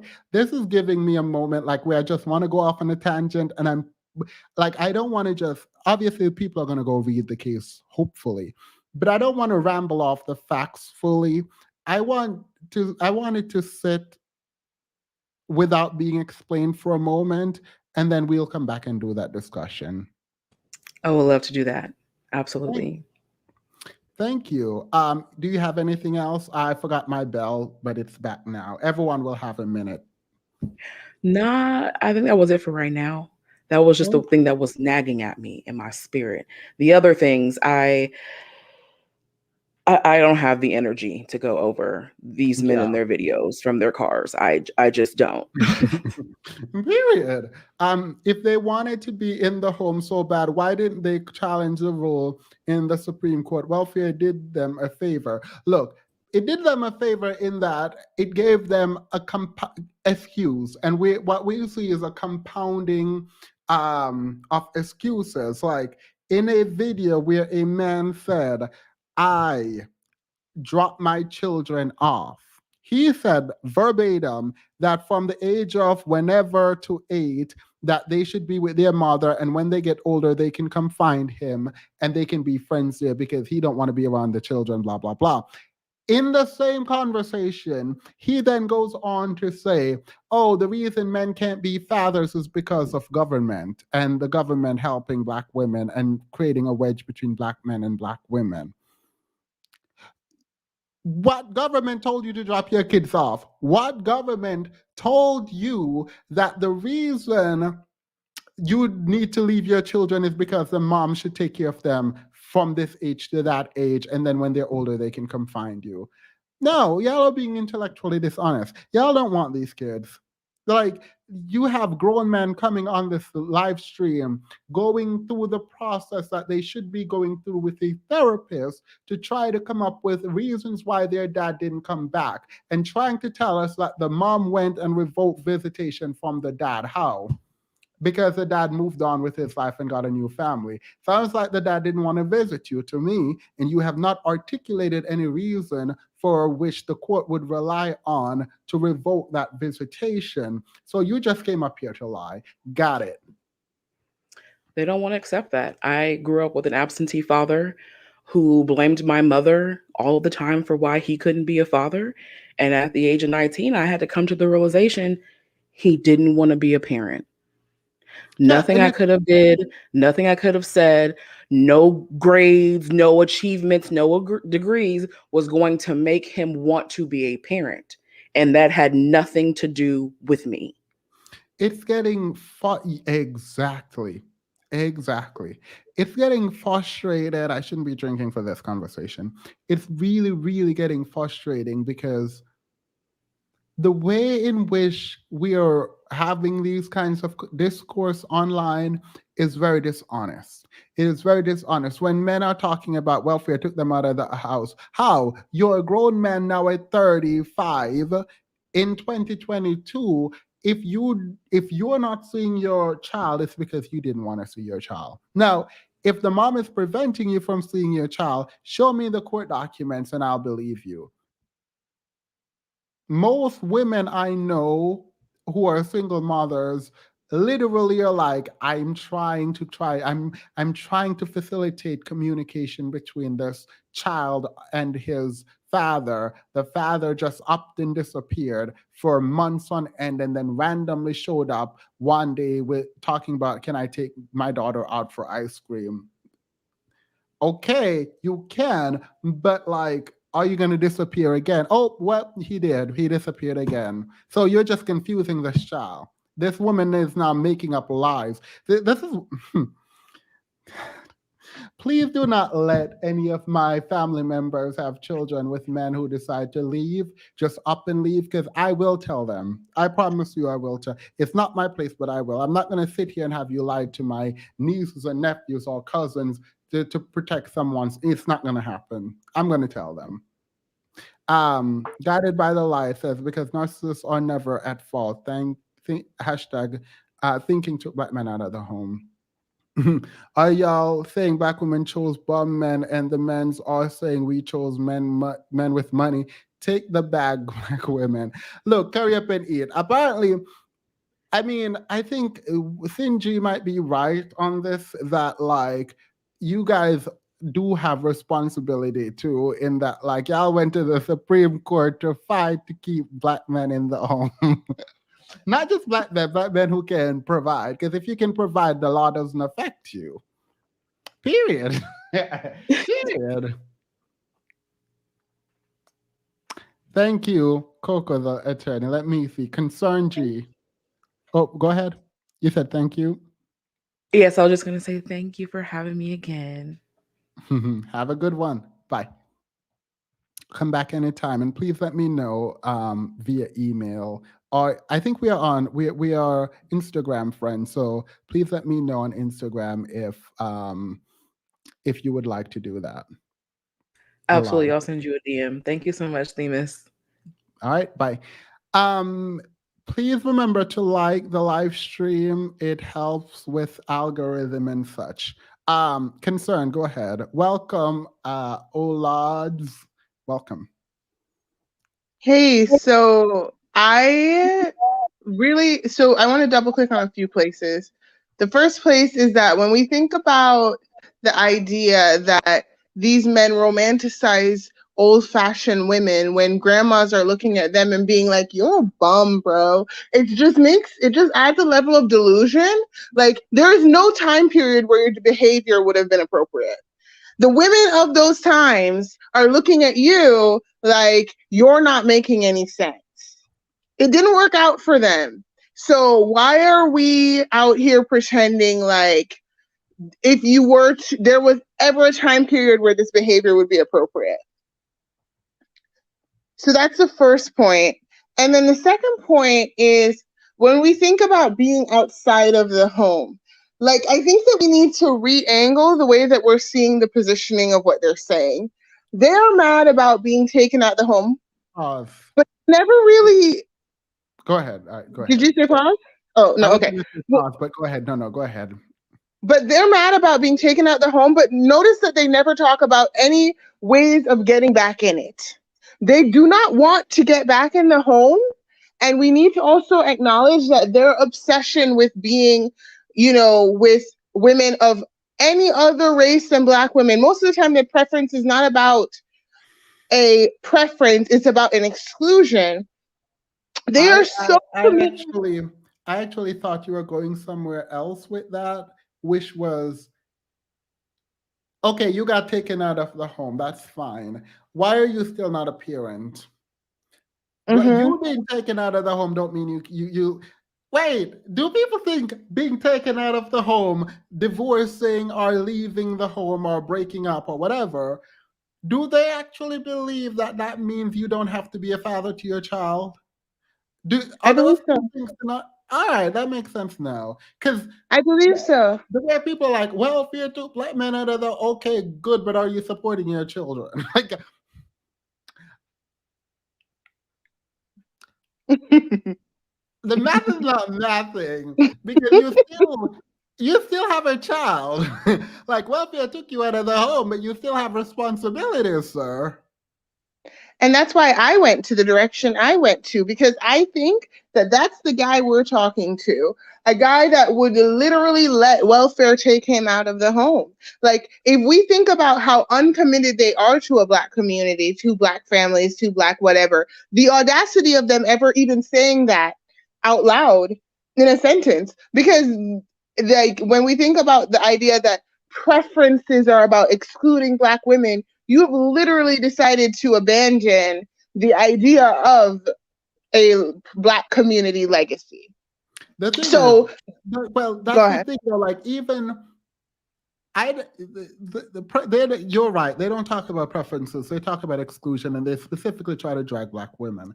But even that, like, I don't care about who you want to date, who you don't want to date.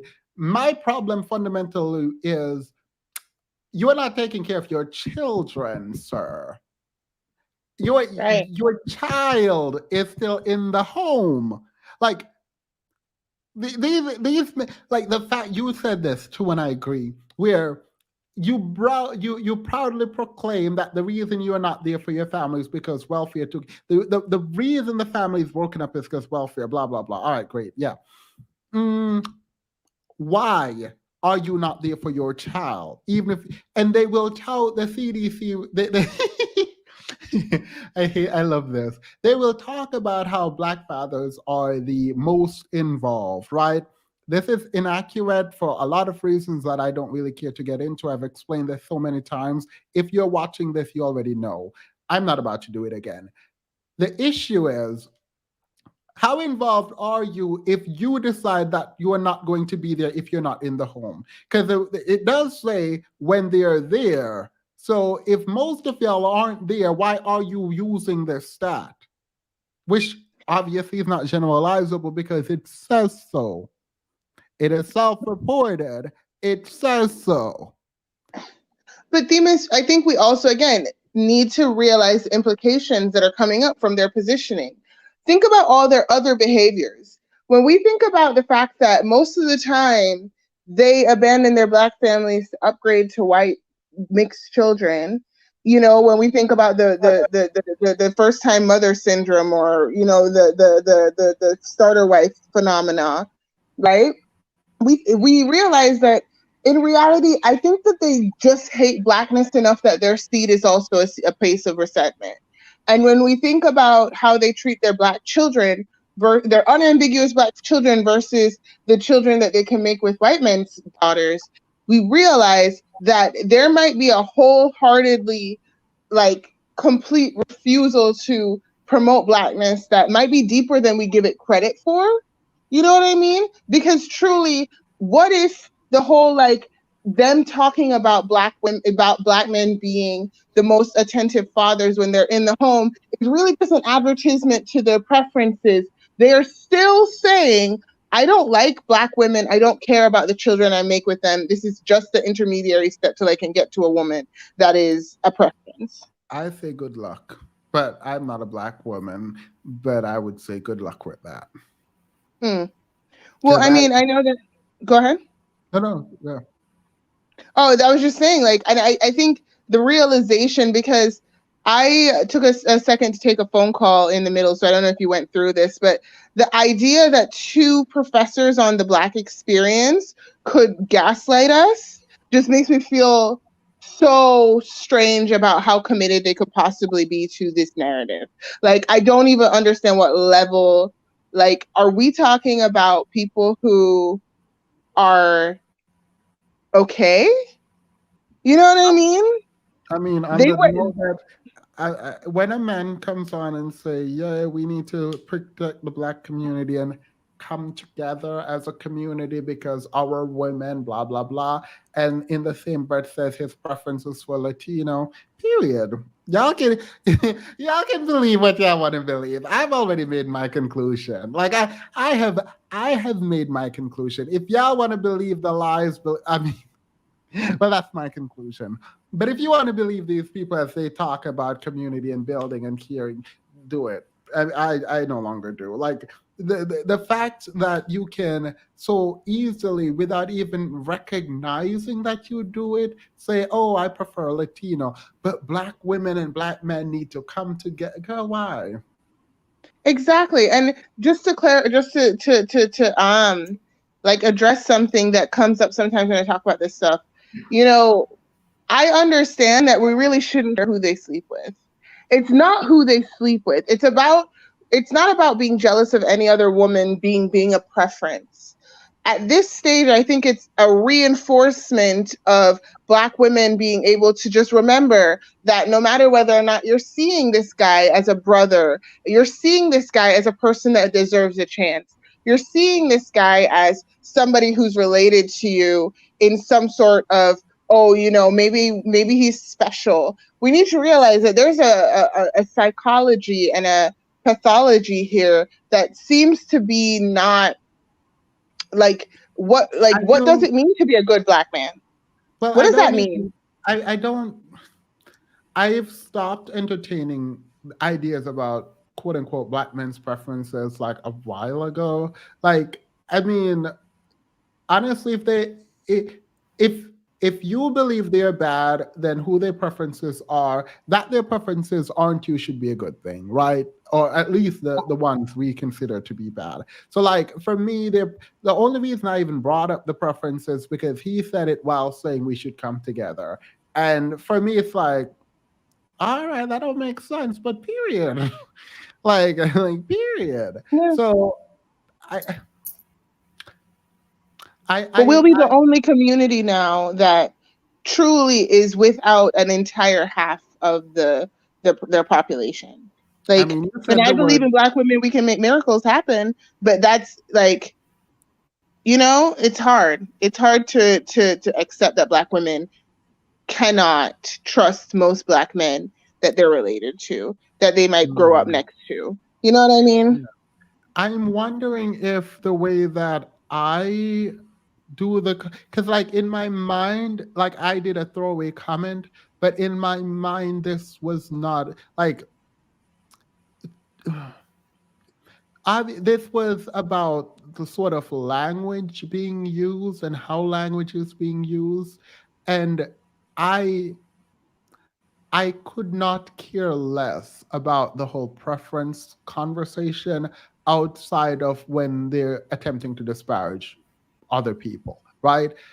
But I think the way that I framed this might have suggested that the preference bit was even in the least bit, even in the least bit of any import.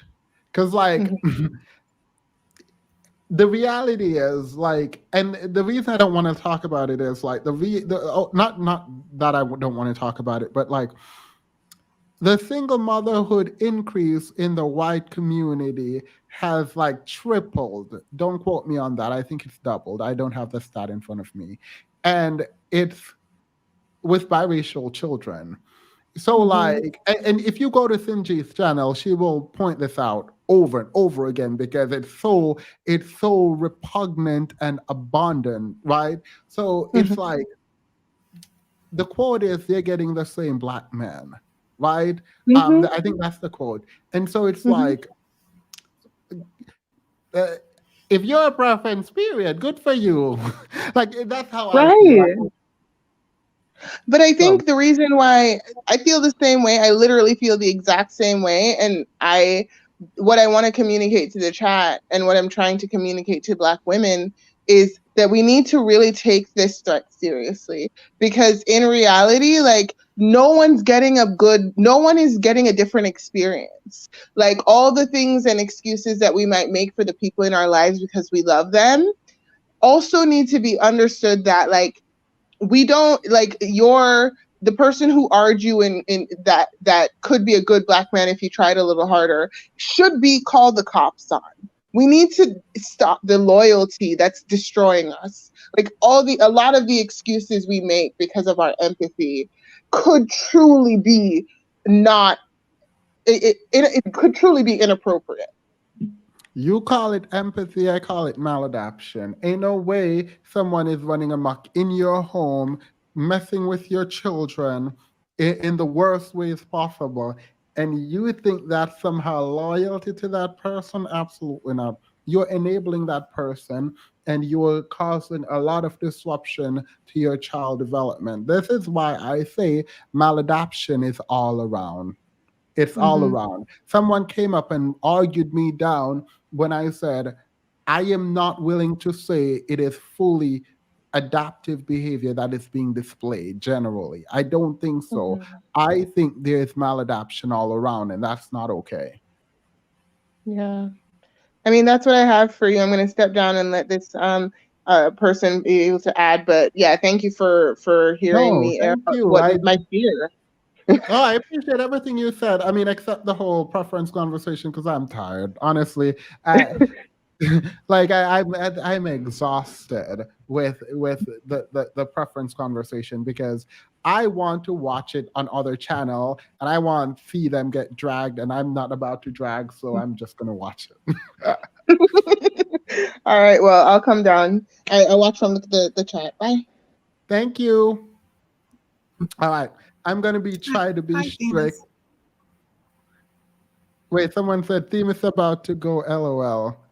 Why you say that? I actually haven't even finished the video, but hey, how are you, Nia? Hey, Is it Themis, how are you? Can is you it hear me Nia or okay? Naya? I can hear you. Is It's it actually Nia or Mia. Naya? All right, it is. Period. Yes. All right. So not a whole Oh, lot to add. I wait. want Sorry. I think there's a lag. I'm gonna say quickly. Someone said I was gonna go. I actually might be going shortly. I forgot today was Tuesday. I was actually getting comfortable. The video I am playing, I still haven't. I've only played 2 minutes of the next video. So I will save that. No, I'm not going. Someone left. I'm not saying I'm going. I will give everyone a minute to talk. I completely forgot this was Tuesday, and I still have a lot of I still have a lot of work to do. So I apologize. Go ahead, Nia. okay. You get two Well, minutes. Everyone else will get one. all right. Well, to also just kind of dovetail on what Sin is always talking about, them getting the same black man. I'm the product of a preference and a black man. My mother was biracial. My father, a dark skinned black man, and he did not take care of me. He did not, he uses every excuse as to why he wasn't present. And we just recently had a conversation in July. I flew him out here. I flew his girlfriend out here. And we had a little heart to heart, and I had to lay out to him all the things that, hey, Dad, you weren't here. I'm 49 years old at this point, and so it doesn't really impact me as much anymore. But growing up, it definitely did. It impacted my choices and men. It impacted everything, and I think I was always looking for that love from a black man because of my relationship with my father. And I sat him down and I told him, 1 minute. 1 minute. okay. And go DK, ahead. I'm not gonna say your name. I'm not gonna say your full name. That picture is out of pocket. I wish I'd saw it before. You're out of pocket. The name, the picture, you're out of pocket. Go ahead, Nia. Sorry. But it's okay. But I sat down and I told him, I was just like, look, Dad, you're talking about what mom did and that mom took me away. There are so many resources that you had at your disposal. I was there every summer at my grandmother's house, his mother's house. So if your mother could step up and take me in and do the things that you should have been doing, you could have done the same things. But your desire was to be out there and be about yourself, not about being a parent. And, so you don't get to take credit for my successes in life. You don't get to take credit for, all the things that you try to take credit for with other people. None of that is a result of you. Yes, I swim in on the sperm that you donated, but that's about it. That's just the long and the short of it.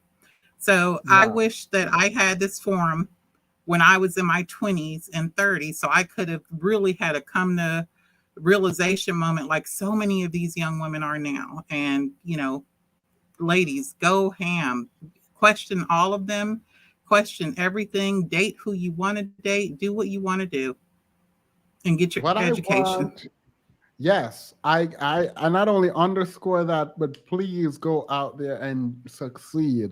Succeed, succeed, succeed. Just do it. Just do it. Wait, you flew your dad out. I flew my dad and his girlfriend out. Yeah. Hmm. Yeah, they would never get on a plane. Okay. People are pointing out the degrees in the back, and I love to see them. I love to see them hung up on the wall. Period. I am here for it. Thank you, by the way. DK, I'm gonna just call you DK, and you know why I'm just gonna call you DK. Um, no, do not get off camera because I do not want to see that thumbnail. Go ahead. What do you have for us? Okay. Hey, Themis. I know I got a minute, but I was just trying to say that I did some research on the whole welfare thing, and I'm gonna keep it short in these 3 points. That one, welfare was for widow women who husbands were going to war, World War II and World War One at that time, etc. And to prevent taking people's kids, because children and mothers like need each other, they made welfare, and they kicked men that couldn't provide, not men that could provide, men that couldn't provide. And actually, when black men are talking about they were kicked out, that's like some of that is false, because some black men were going out the home to our Vietnam women. So I hope that's something you guys may learn, but some of them were willing to leave their family, their wives and children, to go do this Asian fetish thing at the time because, the Vietnam War, etc. But yeah, I just want to tell you that, and good night, everyone. Wait, before you go, wait, don't turn off your camera. Um, can I say something that might seem odd? I might get dragged for this, so I apologize, but I want to say, I'm asking you for That's permission. fine. All right, you look like a cousin of mine that won Miss Green Island. Um, she was like this super sweet girl who she's great. She's amazing. She won Miss Green Island, but you're petty. You're extremely petty. The name and the image, it is like you're seeing you is one thing, but then watching your name and then the thumbnail that you put for your face is extremely petty. So like my brain is going through a little bit of a frenzy right now because I'm not sure how to interpret. Like I don't want to put your name. Well, I'm not going to show your name because if I take the comment off, they will see your name. And if Well, they can I show show the profile pic? no, you don't even want to do it. Okay, bye, Timus. Wait, no. All right. Oh my God, Paris. I think you're next. Hi, Y'all are Themis. petty. You all are petty. Hey.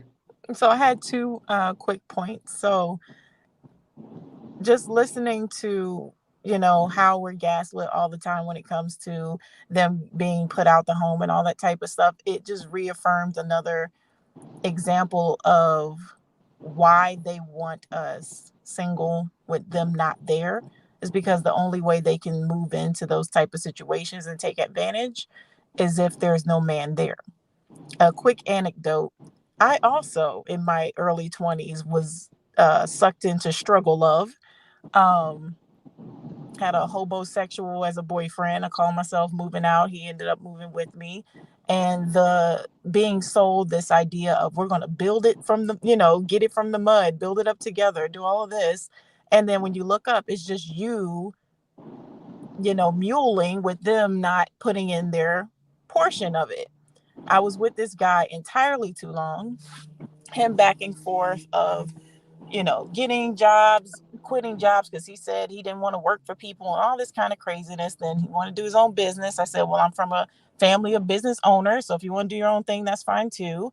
And still him getting in his own way, arguing with customers and stuff like that, to where that wasn't working out. And this went on again for entirely too long. My dad had never met him in person.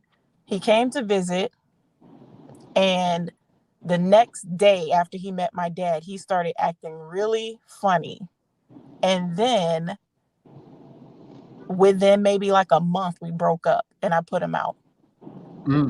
Years and years. I'm talking about this happened in my 20s. So let's see, 2010-ish. I'm 37 now. My dad just recently told me what happened.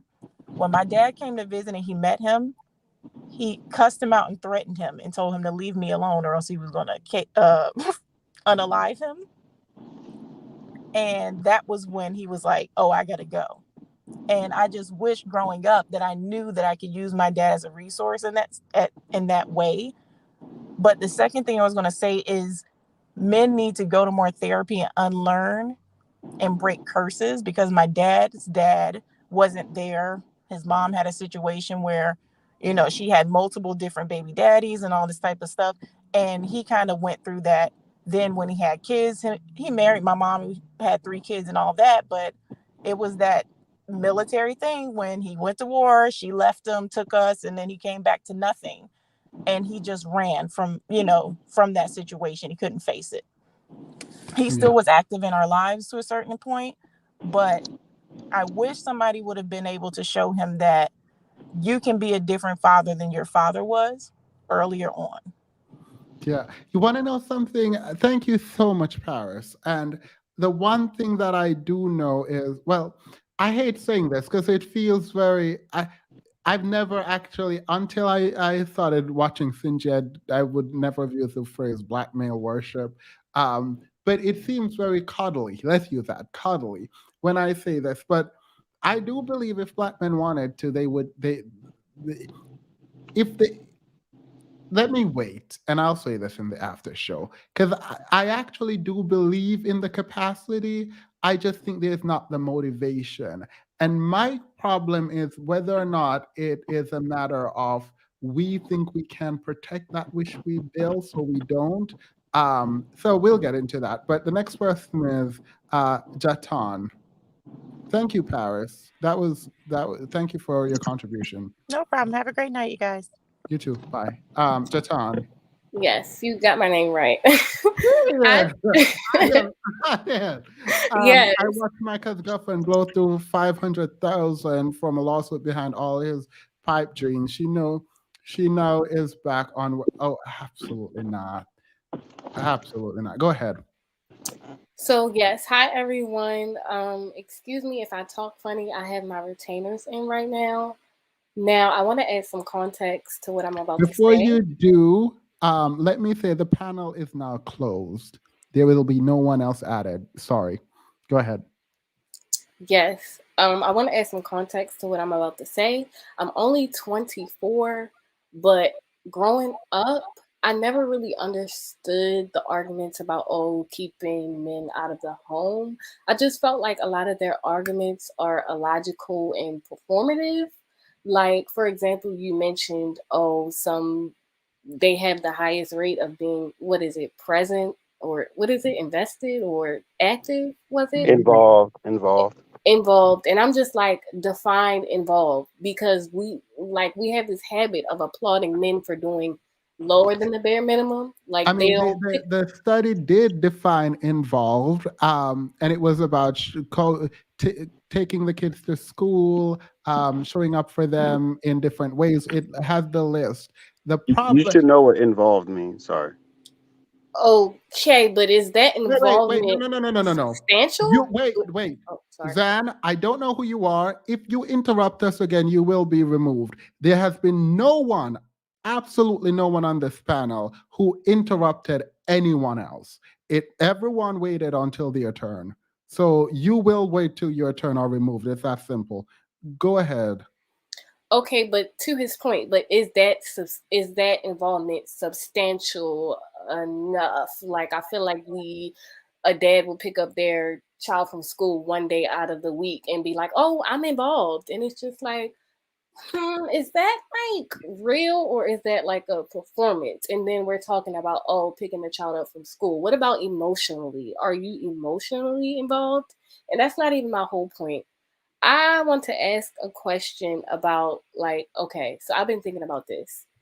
Let's say you have a guy, he's abusive, he is not really emotionally present for the children. On the outside, it looks like he's a good dad because, he gives them money, he might cook them noodles one day. Okay.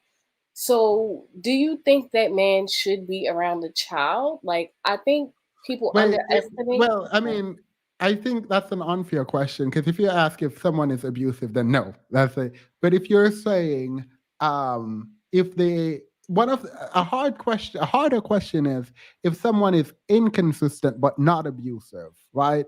I guess some people will call, well, whatever. If they're inconsistent and not abusive, I actually don't fully know my answer, right? If the time period for visitation is such that it's like 3 months, then I'm gonna have a problem with that. but I don't know. And I think it's depending on the comfort level.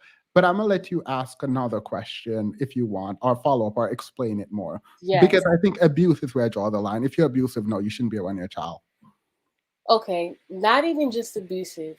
Okay, so let's say, for example, you had, okay, like married women. Okay, they have a husband, but most of them feel single. If you can't fully be present in your marriage, how do you think that you can be fully present with a child?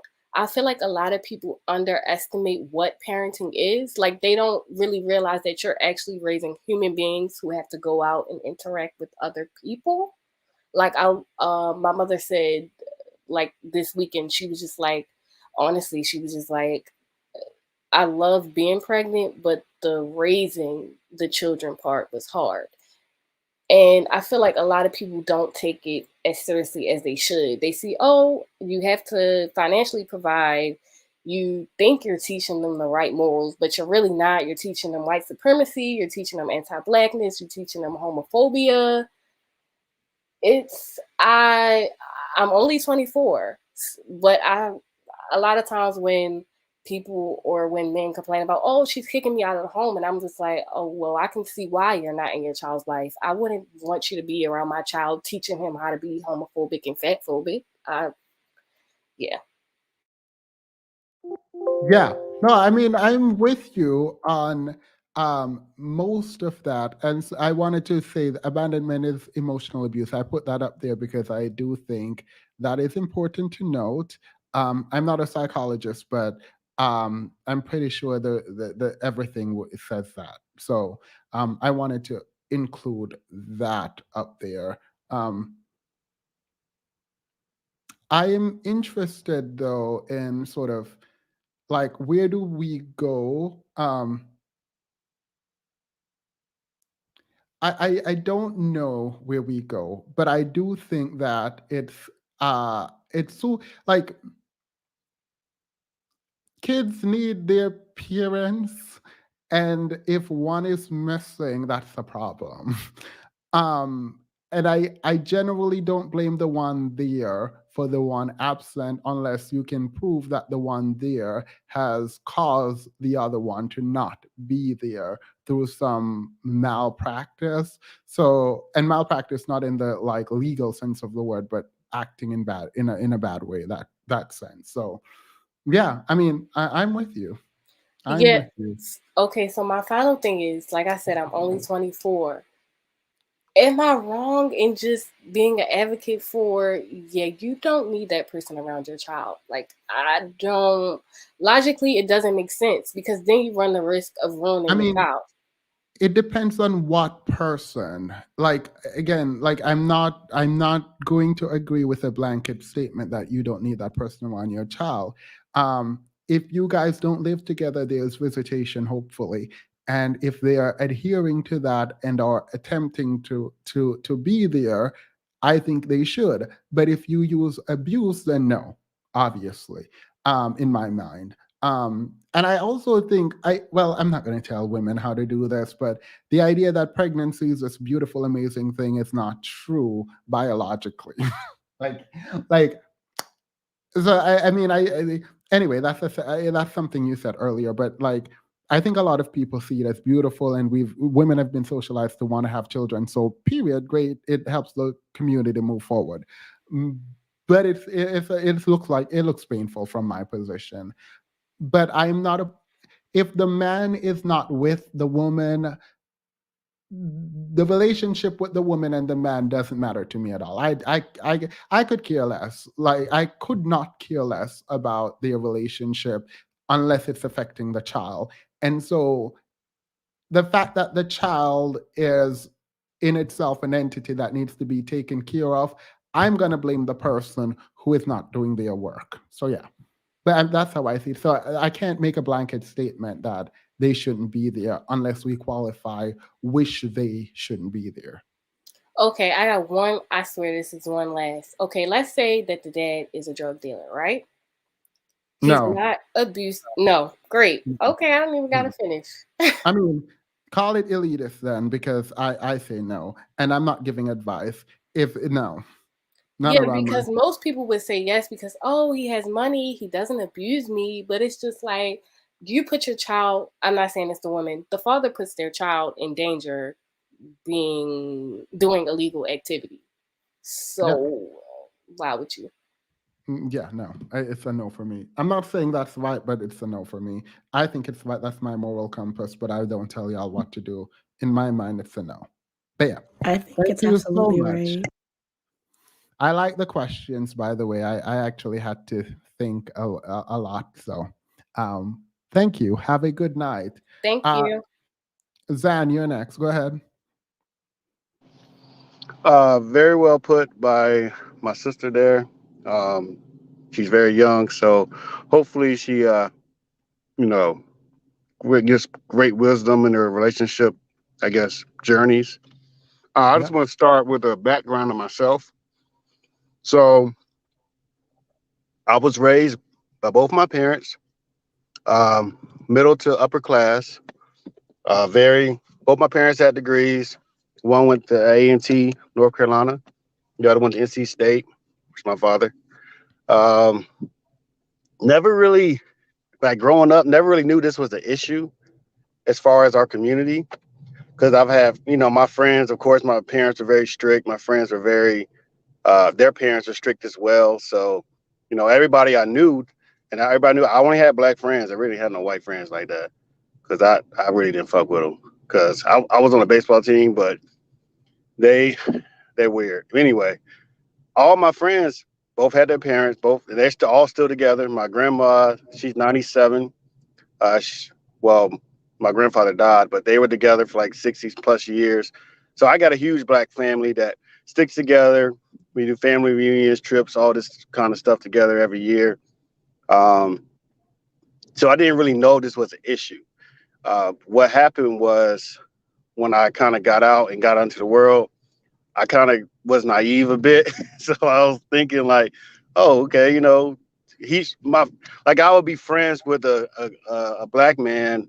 Of course, I raised around black people, so I'll be friends with him, and then I think everything's cool. Next thing you know, they'll switch up on you. You know what I'm saying? Like one minute it's, oh, we cool, da da da. The next thing is, oh, it's something else. And I'm like, were you not raised in a actual home to understand that loyalty matters, things matter in life? But they, some of them did it.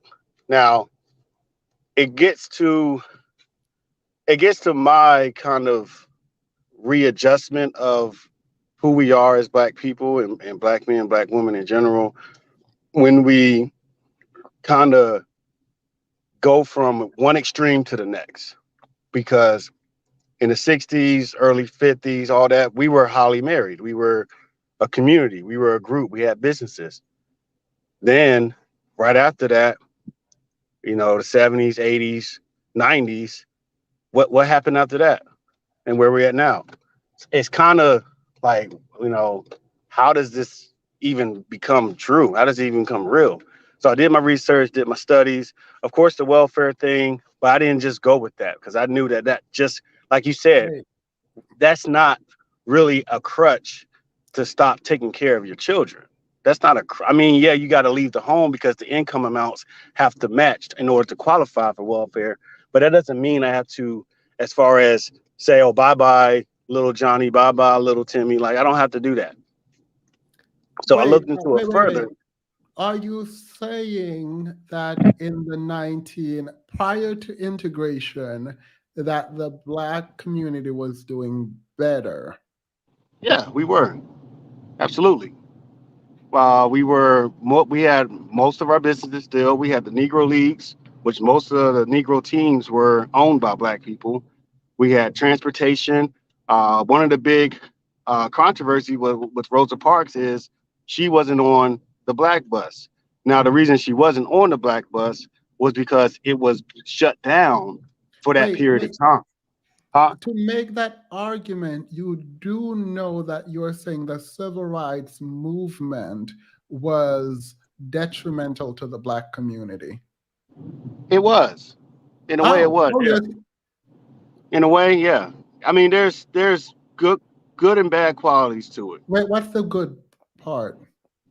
The good part is the wake up call for black Americans to realize that on a you're on a battlefield, like you're literally on it, and if you're not, as far as in our case, we have to be the sharpest tools in the shed. We can't be, like the immigrants or anybody else that came over here, because we were the ones that were targeted by the government.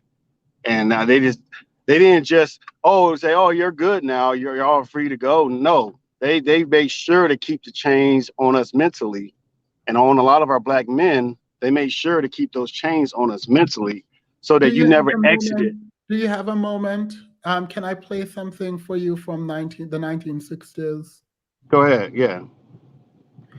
It's not to dispute what you're saying. It's an interesting point that you're raising. I am not. I think integration. Well, and this is why we love Themis, because he's nice, but the homies don't play LOL Can I with say anyone. something Oh, in wait. regards to buses? Not right now, because I want to be obviously fair, because I stopped him from interrupting the previous caller. So unless he's like, oh yeah, I want to talk to someone else. Yeah, no, absolutely. I definitely want questions. But if you're going to play something, we can do that first. The 60th called and said, leave us alone. All right. I'm going to play this, and then you can ask the question. Well, to that point that you just raised, that somebody, I guess, super chatted you. Yeah, the '60s is not that long ago. My mother is 63. She was born 1958. So don't do that. No. We So Black people didn't know anything about their plight before the civil rights movement. My thing is, if you're saying that, thank you, by the way, if you're saying the civil rights movement, thanks, Jazz, was before the 60s, we were doing great. During Jim Crow, we were doing great. I didn't say we were doing great. I said we're doing better than we are today, in terms of business wise, like what we own. I'm also like Do we own a major bus line right now? I do hear a lot of we do own buses, by the way. But I hear a lot of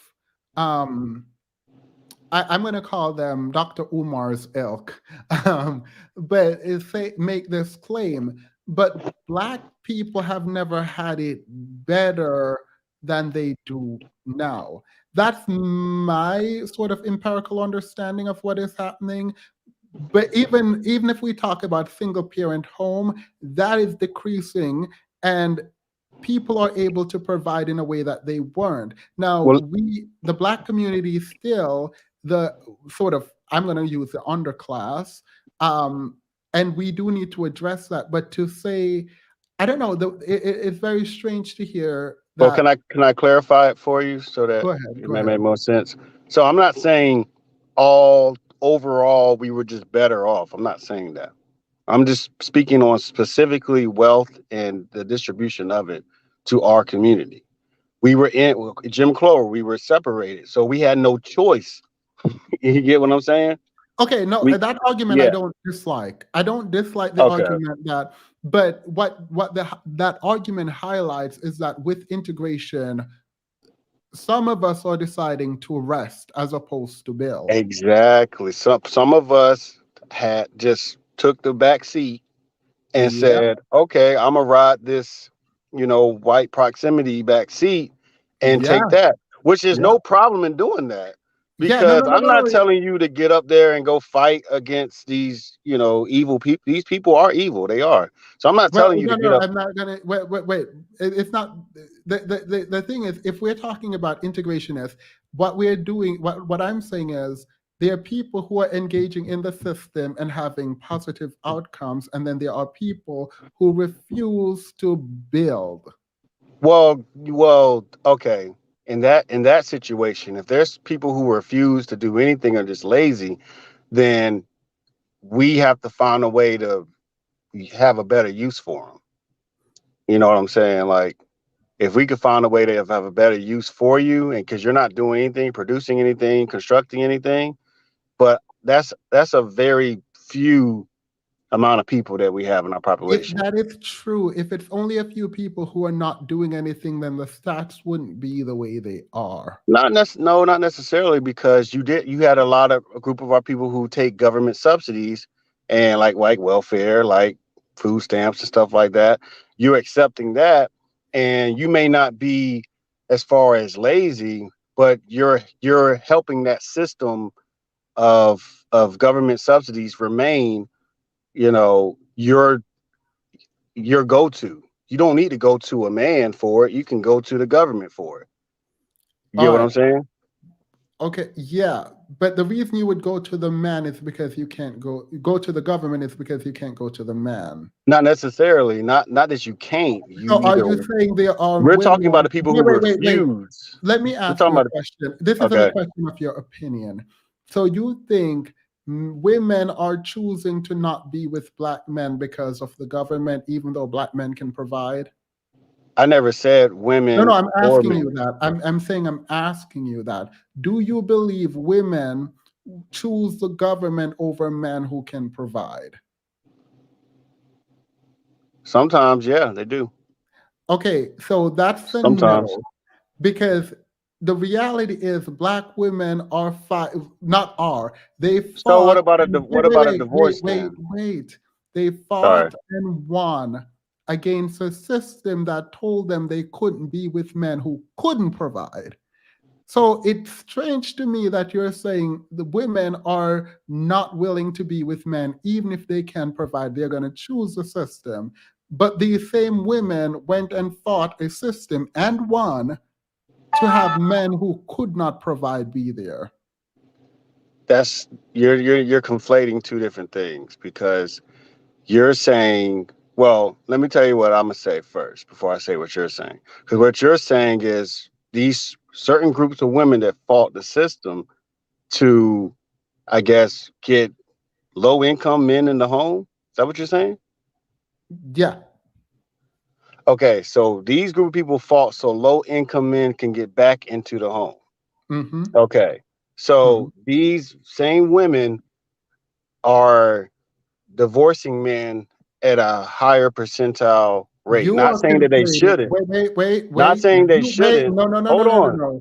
I'm No. not saying Wait, they shouldn't. no. You just said I was conflating, but then you went in and add marriage. And we can get into marriage if you want. But before we do that, I need to understand from your perspective what it is that I'm conflating when I say, if we're talking about a matter of degree, the women Because it who sorry. the women who fought to get men back in the house are now choosing when they won that the men are now able to be in the home, that they are choosing to be with the government instead of being with men who can provide.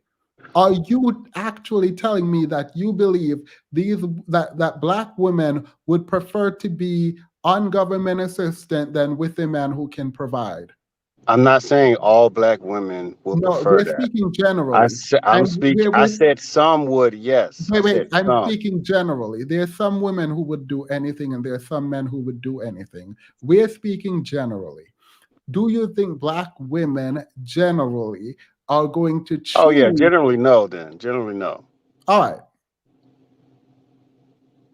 All right. Now go to your But marriage point. okay. Oh yeah. So my point was, as far as just because they wanted welfare to remove the men out the home, they wanted that stricken down, which was a good thing. I think that should have been taken down, taken out of that policy.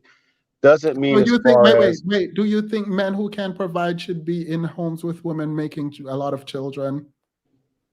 if they can provide for those kids, you can If have as they many kids cannot, you want. if they cannot, if they could, the woman would need welfare. So you said it was a good thing, and I'm not Well, saying it's in wrong. today's standards, Wait. Can I get the question out? You oh can sorry. respond.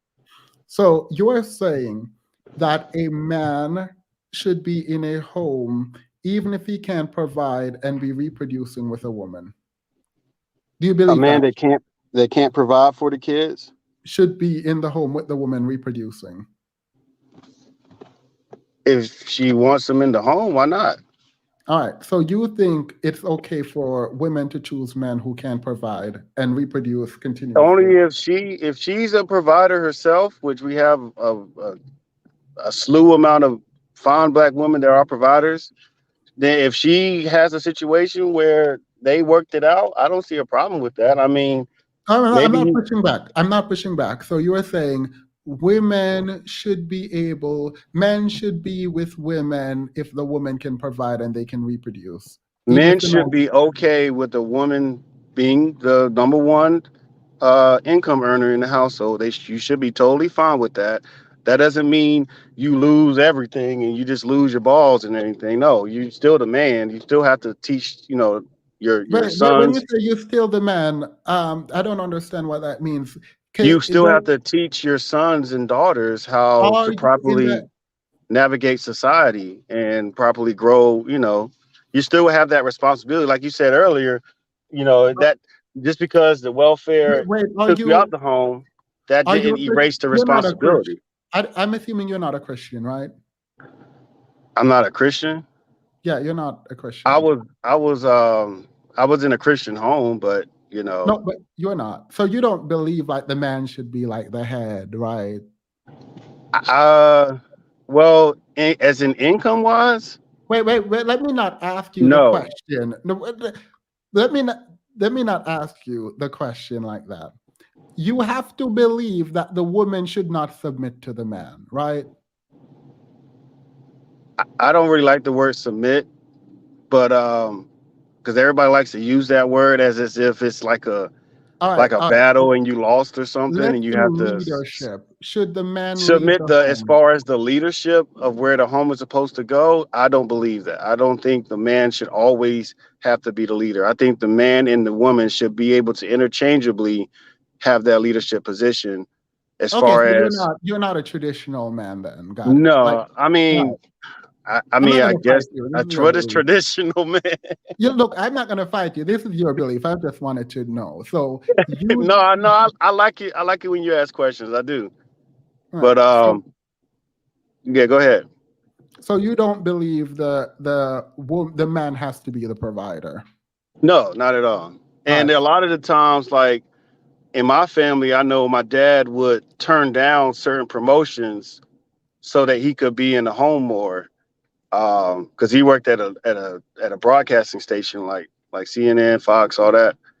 But they wanted him, making more money and traveling more, but he wanted to take care of his family. So Yeah. he I know this is a fictional family, yeah, but there will be some times where my mother will be making more money than my father. So wait, before you go, Mistress Monica, thank you so much. I know this is a fictional family, but the Evans fam on good times, the father was in the home and they had food stamp and welfare. James didn't hide. Cynthia, please ask him what the average amount of welfare that a black woman gets. Do you know this? the average amount of welfare they get, it depends on how many children they have in the home. So I don't know as far as average, but you could get, well, if you include child tax credits and welfare, you could get a lot of money. I know child tax credit, you get like fifteen Wait, hundred to I three thought you were. thousand dollars per child. There's no. There's no lot of money. I'm not gonna push. I was saying I'm not gonna push back because I don't want whatever. But let's get back to you and marriage. What were you saying about marriage? Okay. I haven't forgotten. So um They as far fought as on like the system, say, and you were wait, say saying it again. you were saying black women fought so that men could be in the home. Thank you, Thin. And It they wasn't it won. wasn't just black women that fought. White women fought too, other women fought too. So No, we have black to women. Wait, no. When it comes to overturning the man out of the house rule, I'm talking about black women fought to get black men in the home, but you were saying something about marriage. well, I was saying as far as, that doesn't mean that they wanted them in the home. What do you You get what mean? I'm saying?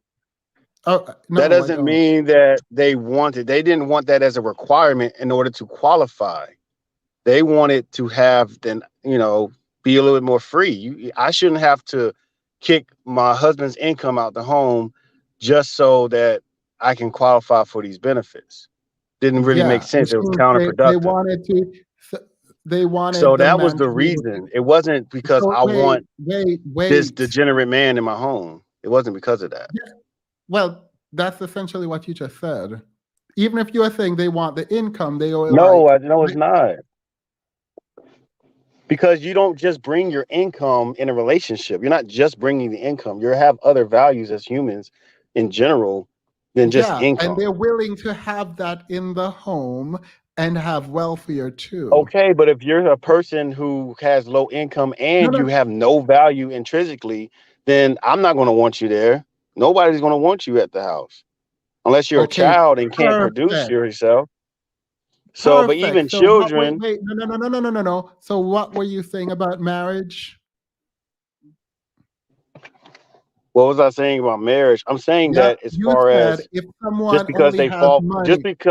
just because they fought for that doesn't mean that they wanted those type of men in the house. Nobody does. I mean, that's should be common sense. You Well, shouldn't the marry man. that Wait, man wait, anyway. wait, wait, wait, If you're wait, choosing to wait, be with someone wait. who Oh my, is a wait. nobody, 1 second. 1 second. The person who was the case study for the court, the facts of the case, was a man who couldn't provide. So obviously that woman wanted that man in the home because that man was not providing. And the law does not prevent men who can provide from being in the home. You just don't qualify for it if you make over a certain income. So that does your argument doesn't make sense, is what I'm trying to tell you. you're not listening to what I'm saying. So No, I am. Wait, correct me if I'm wrong. if you Wait, want this men, if you wait. You said I'm not listening to you. So hear what I'm saying. You said, and then correct me if that's not what you said. okay, Right? got you. You're saying the women want men's money in the home. So it's not necessarily that they want the man, it's that they want the money. Yes or no? No, I never said anything like that. All right, why did tell me? See, this is All good. I So now tell said me. was No, your no, intrinsic value is more than just dollar amount. you That's what I said said. you were trying to explain to me why fighting against the man out of the house rule was not black women wanting men in the home. Explain that, Yeah, it was please. just as far as uh, getting qualification for that policy. They just didn't want to have to go through that step. That doesn't mean that they want a man that can't do anything in the house. I'm pretty sure they wanted a man that can, be the head of the household for the children. That's probably All the right. So that's most exactly what you said. That is logical exactly what. reason was. But if the All man right. isn't that, then you shouldn't want him in the home anyway. Yes, but they were trying to get men in the home who could not measure up to what welfare could provide. Because if they could, if You're they missing the point, dog. no, you are missing the point. No, I You hear are what you're saying saying as far as the income level, but I'm not talking about that. I'm talking about, like you said, the head of the wait, household. pause. No, you literally said that they it's not like they're fighting to get dusters in the home, and essentially that's what it comes down to. The men who So would be stop, because they make stop. a You certain wait. amount of money, that automatically makes them a dusty. No, in terms of the money that they're bringing in, I'm talking about. You said they only wanted money. There is no money to be had. The people who were coming in the home, if they had money, the woman wouldn't be on welfare. The fact that the woman is on welfare implies that she needs help financially. So it is the man who can provide. So they're not trying to get men in there with money. They were actually trying to get men, regardless of money, while being able to have welfare. Yeah, they want both. All right. So now tell me about the marriage thing specifically. Specifically on marriage, you're not going to want someone in the house who's not holding up their end of the bargain. Okay, And you're going to I leave that agree with person you. anyway. I And agree with you. usually it's the woman that's going to leave because she's going to be fed up with, doing certain things around the house. Even if, like, I have a girlfriend now, she cleans up when I'm at work. I come home, kiss her on cheek, dinner's ready, we're good to go. Sometimes she was like, "Hey, can you help me with this?" And I try my best, but I'm at work 8, 9, 10, 12 hours a day. So it's like I gotta work double the shifts so that I can keep her as far as not less stressed out, because a woman can get stressed out quickly because she has to do work that a man sometimes won't have to do, and vice versa. It goes like that, and we're supposed to offset that level of stress on each other, especially in a marriage type of situation. But when you can't do that, or when you fail at it, it causes a lot of problems, and usually the woman's going to walk out first because she has an incentive to walk out on certain things, especially if he has no money. She still has a incentive to walk out because she'll get custody, she'll get certain things and certain perks. If she does have money, then she definitely has a incentive to walk out. So there's also that too, that contribute to those numbers as far as single mothers and single parenthood. So it's not just Wait. welfare. That's Sorry. why I had I to do more wait. research. So all right. I don't understand how And to the marriages. super chat, that the most black men were fighting in the wars, so they couldn't fight to get back in the home. When they came home, they literally had nothing to an extent. So and I can go into men returning from war, and men that weren't going to war, that they still had duties here that they had to take care of, that were outside of the home, and other things going on at the same time. I mean, you literally had the crack epidemic of CIA dumping cocaine and drugs and guns into our neighborhoods. So that's a whole, like you said, that's a whole other conversation. But we have So to, you know, wait, we have to look there's at the oh my whole god, piece of it. wait. There is so much happening. And I really want to get into the crack thing, but I can't. I don't have the time for it. I I know, also I want know, to my get bad. into I know, my bad. the coming back from war thing. I'm assuming you're talking about Vietnam War. Vietnam War, yes. We had a moment No, of no, time it's for the fine. It's Cold fine. War, We and can have we were I enrolling, promise we you. were I enlisting. wait. Oh Oh, my god, sorry. we can talk about this some other time. Yeah, we can do this But another time. That's what I was saying. yeah. My bad. I didn't mean No, to bring that up. My bad. no, you're fine. When it thanks, Jazz.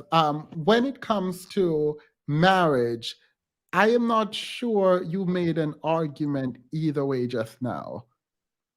Like, I heard what you're saying. You're saying both people should be involved in some ways, but Argue either way. I try to be neutral, initially,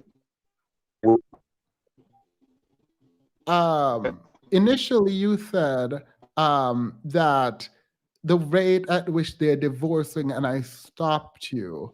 I'm assuming you don't remember, or you're no longer going to make that argument.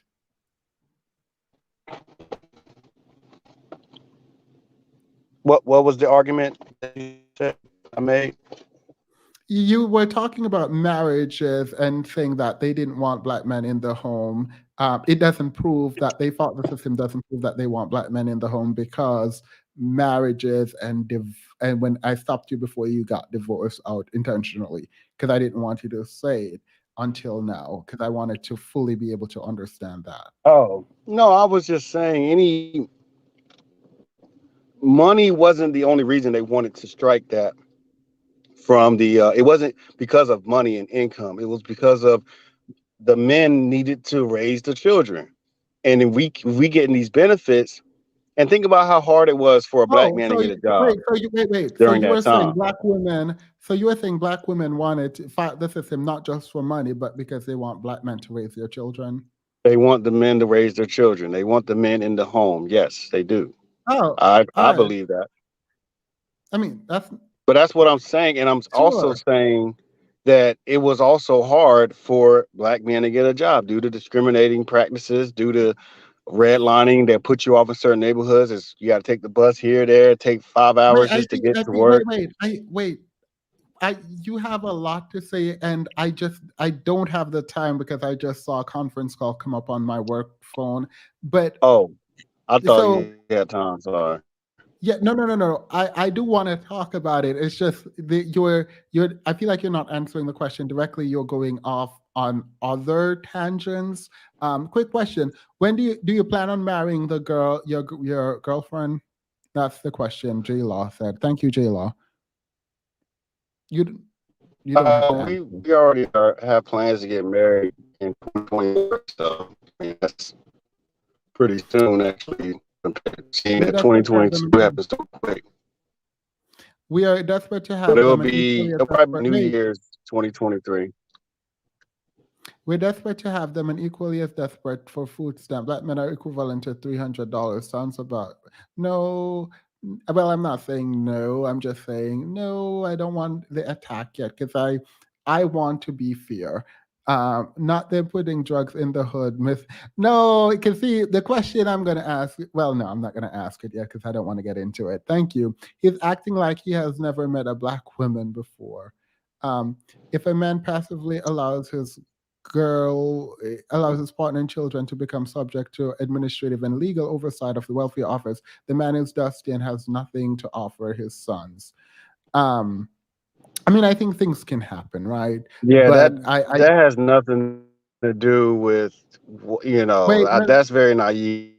thank you. By the way, the same woman holding down men in prison. Yeah, that's it. I'm not a fan. Lorenza, welcome to the membership. All right, Mocha Mommy, go ahead.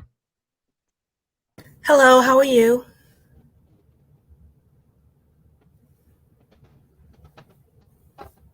Hello? Oh, I'm doing well. Sorry, I Oh, thought okay. you.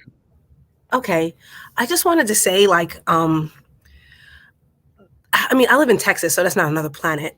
But the juxtaposition in this argument that I'm seeing now that certain public policies are coming into play, like, you know, there was some viral post about a guy having to pay like $69 a week in child support, which, and the guy is in the Houston area.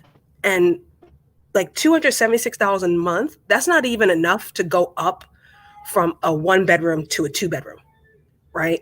That's not enough to pay childcare or half of childcare expenses. And it's certainly not enough to pay health insurance premiums. So at the same time, they're saying that welfare marginalizes them, but yet they complain about contributing, and even the contributions is not enough to where a woman would have to still get a subsidized housing, subsidized childcare, or subsidized health insurance. Do you see what I'm saying? Yeah. And then the second point here in Texas, we're going through school choice. So school choice is where you can choose like public charter, private school, or the regular public school.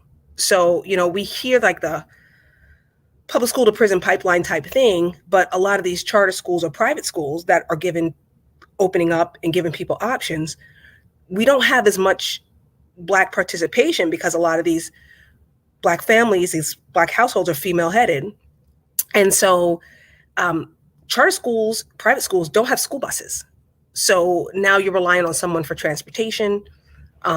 They also don't have subsidized lunch. And also you have to pay for activities. You have to pay for sometimes tuition if you choose a private or parochial school, or you have to pay like UIL fees if they do any activities. And there's a lot of pushbacks and complaints about that as well. So I'm just kind of wondering, like, do you want public assistance or do you not? Because if you don't want public assistance, you would have to just pay because you're feeling that these systems are oppressing you. But at the same time, you're not contributing enough where the woman and the child is not relying on it. Do you get what I'm? I get what you're saying. How do you respond? Well, as far as child support goes, don't they have a percentage of income they have to fixate whatever the monthly amount is? So Yeah, it's 17% pre-tax income. But what I'm saying is people are complaining, that's not enough. Right. That it's too much or whatever, And whatever. it's not enough. It's not. Or I mean, in certain cases it can be too much, certain cases it can be not enough. But at the same time, you're going to have to accept it because you went to the government entity and you knew what those percentages were before you went there. So if there hasn't been a negotiation with, if the father is completely absent, you can't get a hold of him, you can't get a touch of him. I understand. You really had no choice. But if the father is like, I know somebody, one of my friends, he was buying the kid, food and taking Wait, them wait. to school. He was very much involved in everything, paying for everything, giving her the girl You money. all right? So She Zan, went wait, and she Zan, went and got Zan. child support, and now because he told her. See, no. The issue is, and I muted you, and I don't like muting people, so I apologize in advance. But like, we have to get to an answer. Like, it feels like we're just like meandering, and I've I've made this claim. I don't care who feel like they can talk to me and who feel like they can't talk to me. It's fine. I'm not about to bend over backwards to get people to want to talk to me. You have to get to an answer. Like going on these tangent and drawing on everything and not answering the question is kind of Did I frustrating. not? Did I not answer the question? But you said it's not enough, right? And you said, but women knew this before they went to the court. And now you, instead of explaining what that means, you're going on a story where it feels like it's just meandering, and then we all lose the Well, point. I was giving an example to my said Cut the claim. example and answer the question And directly. I answered the question. In some cases, it can be enough. Some cases, it cannot be enough. It just depends on what the household demands. But it's also a known fixed entity. You know what it is. I'm not saying women know. Men know as well. So we all know what the rate is and how much you're going to be paying. Is that enough to fit the needs for the family, or is it not? Or is it something you can negotiate with the husband? Like I said, if he's absent, if he's gone, then you have no choice. So this is a very nuanced question. It's not just one. With a lot of things, there's not one simple answer. It's a numerable. Excuse me, I just ate a pizza. It's a new it's a You new just burped into the my bad. It's a microphone. it's numerous of answers to be given and angles to look at. So we can't just fixate on one thing all the time because we'll miss so Right. much. Right, But but do you okay, but do you understand my point? Like there's complaints about you being marginalized by the system.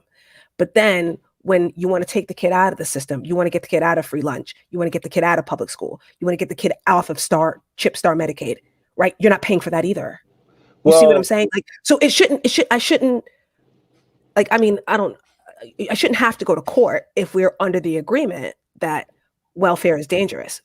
We should, it is dangerous, yeah. right. And you So, should find ways to negotiate with that. Like I said, if he's absent, nothing I can do about it. But if he's there, you gotta negotiate with him. Sometimes he may be annoying, he may be Wait, as far pause. as No. childish. Let's step in. If he's there and can provide, what do you mean you shouldn't go to welfare? If no, I'm not saying that's why I said if he's not you saying if he's there and can't provide, like if he's Yeah, he just doesn't have the money. he doesn't have the money. I mean, open relationship, maybe find you a dude. Like, All I right, I'm don't going to know. end this here. Absolutely. And I feel And like this is and disingenuous. then So, slowly push him so out you to the wait, to wait. the So you want her to do everything else but actually get financial help. no, it's not What if are it's you not talking enough, about open you're not relationship? listening to what she asked. He said if it's not enough. If I neither did is listen enough, to what she asked, and I literally just asked you if he can provide, what should she do? And you said have an open relationship. if the welfare isn't enough. No, I said, no, go ahead. Isn't that hold on? Is that I don't excuse me if I'm wrong. Did you not ask if the welfare if you both agree that welfare is dangerous and it's definitely not enough to provide for your kids? Didn't you just raise that point? Yeah, she did raise the point. I asked you if he can provide, what should they do? Yeah, and in that same controlled scenario, the welfare is not enough. He can't provide.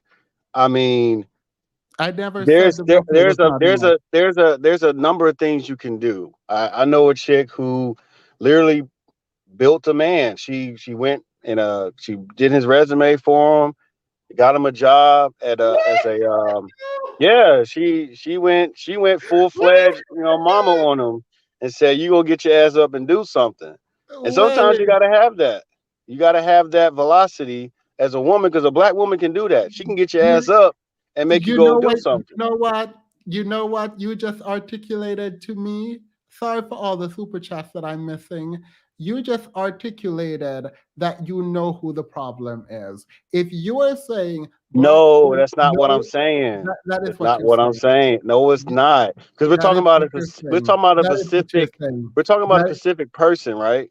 but that no no no No, no. no, I'm talking about like the sentiment of welfare is dangerous. It took black men out of the home.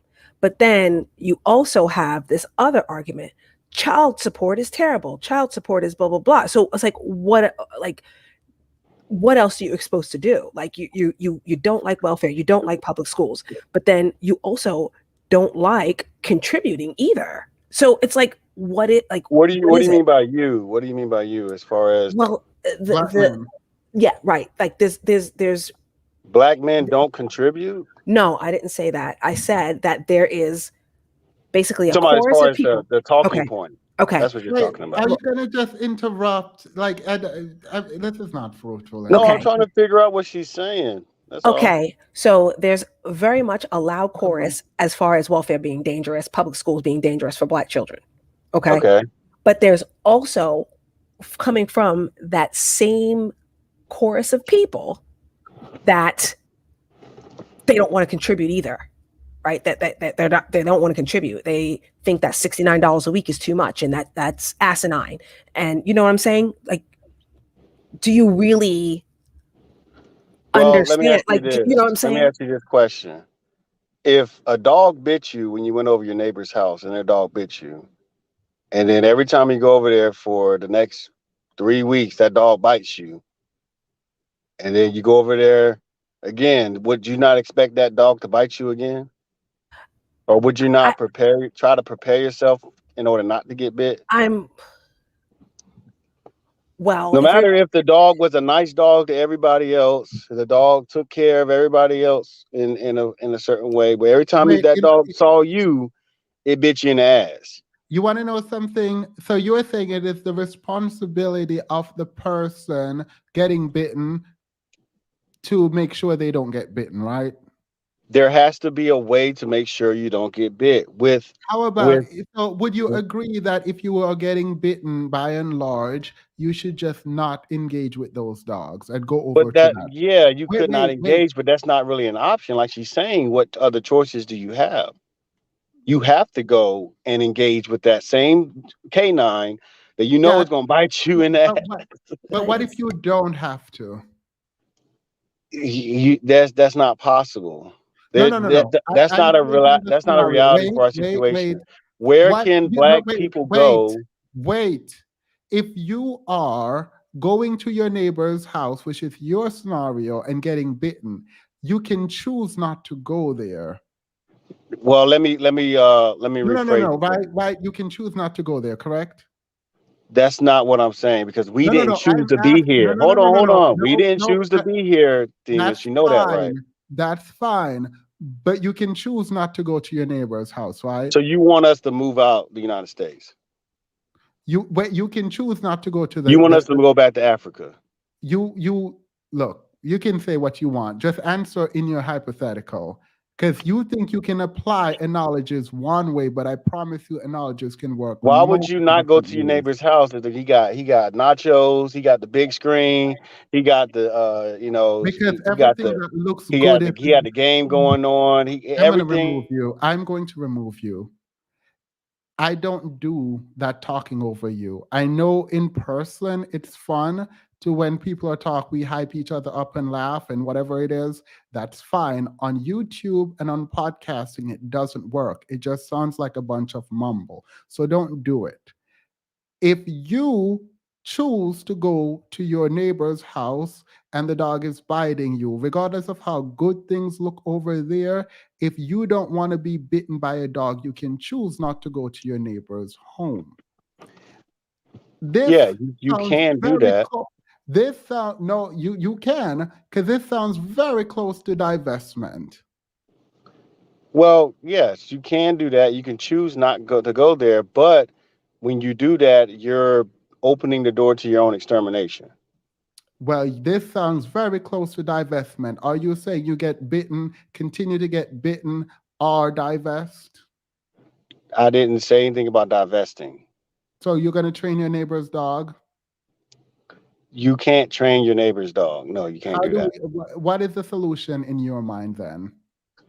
You want a solution? Yes, give me the solution with the Fucking shoot dog. the dog. What do you mean? What's the solution? Kill that motherfucker. You wanted a solution. I don't think you know what the dog represents in your hyper for I you to know what the say. dog represents. That's what I'm saying. You got to kill it. You got to put it I'm down. confused as to why we're So discussing you want dogs. black women to kill black men, is what you're saying? That's not what I said. The dog isn't black women. Who said the dog was black women? The No, dog is I'm the saying system. oh wait, I mean, did you want black women to kill black men? That's literally what it sounds like you're saying. I don't think you hear yourself. But what I'm saying, I guess, if you want to talk about divestment, I guess, right? No, You I know, don't. but what I'm saying is like you see this juxtaposition, and if you just remove yourself from the situation, like, because I'm not gonna, like, you see what I'm saying? Like, what are you saying? Do you want welfare, or are you going to be committed to contributing?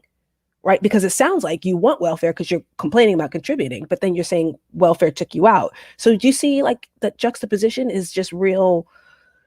It's just, I can understand more why women are beginning to withdraw, like, in whatever decision. I mean, because I am a wife and mother, and I'm starting to understand more why, because that is confusing. It's confusing. It's the same chorus is saying the two different things. So it's like it's putting you between a rock and a hard place.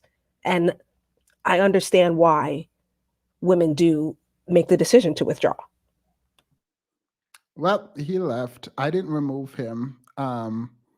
Thank you, Mocha Mommy. I actually would like for you to come up when you and I can literally have a conversation, as opposed to like in these moments, because I would like to speak to you, just like speak to you. I actually like the Yeah, way you I'd like that too, but you are often live during really good baseball. So it's like I'm catching you right now between innings. But All that's right. just my thing. Well, let me know when you're free, and I'll try to facilitate No, something. I'm kidding. Thank you very much. Have a good one. Sorry again, Jordan. Go ahead, and then Molly, you are the last person, but Jordan, go ahead. Hi, Themis. So my wife and I, we're fruitcake gang people. And I wanted to just mention two things that I grew up with both my parents in the house. Middle class. Father was definitely involved. And my parents just retired. My wife, on the other hand, has like the polar opposite experience of mom was married to dad. Dad was in the military, but somehow decided he didn't want any more children when her mom was pregnant with her. And that's what kind of broke them up. And then he decided he just wasn't going to raise his kids with her mom. Mom ended up going to court. She got $100 for two kids. For 10 years. For 10 years. Yikes. Dad turned out to be shady. Had to, go to the pen. And when he got out, while he was in, paid my wife absolutely no attention. I mean, pretty much to this day, he still doesn't. So it's about 36 years. Mom did what she had to do to provide for her children, which put her in a vulnerable state at one point, but she managed to get a master's, become a teacher, teach for 20 odd years, make something out of herself. Um, and I didn't realize that my wife's experience was as common as it was until I got with my wife. Like, I literally was just out here living a unicorn life. That's what I call her, a unicorn Themis. People that have both their parents who know what it is to be in a loving home. I call y'all unicorns because I come like a fourth generation single parent. Like I'm like me being married is where the curse is being broken. So my mother talking about her pain, like I lived in her pain, in her anger at raising 4 children by herself. So, and when I asked her why, she said, if I had the help that I had from y'all fathers, I wouldn't have had to do the things that I did. So I'm a child who lived it, who understand what piss in the hallways, living in the projects, growing up in the hood looks like. So for a guy to say those things that he was saying, sometimes it's an insult, but sometimes you got to understand that they just don't know. And because that's not their experience, they shouldn't speak on something that's not their experience. I heard two different voices, so I'm Yes. assuming you both are here. yeah. She's a member too, but we're like literally in the same room, and we were listening to the conversation, and I was baffled by her experience, and even I've been binge watching like all your videos and Oh, sharing thank it. you. And I'm literally like, she sees me sometimes, she's like, "You're watching him again." I'm like, "Yeah," because I just have my hand in my head. I'm just like, I am I'm so not glad taking your wife. I am not. I'm kidding. I'm kidding. I'm like, I am so glad I prefer women, because this, no, absolutely not, would not. I die celibate because this would not be God's plan for my life. It is very stressful, and like I said, coming from a family where my father was always there and always working, I just cannot understand. Like, my dad did not have his dad. Yeah. So my dad probably like really got to know his dad when he died in January. That's where, during his obituary, he learned who his dad was. That's a whole other story about why he didn't know his dad. But him coming from that and still managing not to just repeat that cycle And end up a struggle bandit. took a lot out of him as a person. In his case, his Christianity allowed him to not replicate what he experienced, and that benefited me and my siblings. But I'm always keeping an ear to the reality of life, that a lot of times that's not what it is. $100 for 2 kids for 10 years, That's an insult. and struggling, that's just not what it is, and it's actually very saddening. But that's all we wanted to say, and I thank you for having Yeah, I mean, it's honestly just thank you both. Y'all just livened up my night. You're very welcome. We love you, Themis. Y'all keep doing God's work. We love you, baby. Thank you. I love Yeah, you this both was a great too. conversation. This was good, Themis. I'm glad you're doing this. Sir. Okay. Period. I'm What kidding. were you I'm kidding. saying, I'm kidding. I'm Themis? being annoying. Thank you both. Thank you. I'm being petty. I'm sorry. Bigger Picture said, I know I'm finna get dragged for not coming on. You won't. But I think he's saying welfare is the dog. Either way, I don't agree with him. LOL. No, you won't get dragged. What I'm saying is that he didn't understand No, what. no. Can I finish? My phone had died, so I do apologize. But yeah, the dog wasn't Hey, just no, you welfare. can't just. I don't think you understand how this. Like, maybe this is how conversation obviously work, but like this is not how it works on here. Like, we have to do like a sort of like turn. We have to take turns. We can't just jump in and start. But before you go, I just want to say Jordana, right? Jordana. Yes, you got it right. You got it right. Period. Thank you so much, both of you. If nothing else, you guys lightened my mood tonight, and I just liked hearing both of y'all talking at once and together. So, period. Thank you. Have a good night, okay? You too. Bye. Right. If someone said it's the gay agenda, period. Molly, go ahead. I want to say 1 minute, but I feel terrible, so 1 minute. I'm definitely gonna be so fired. No, I'm not gonna do. Go ahead.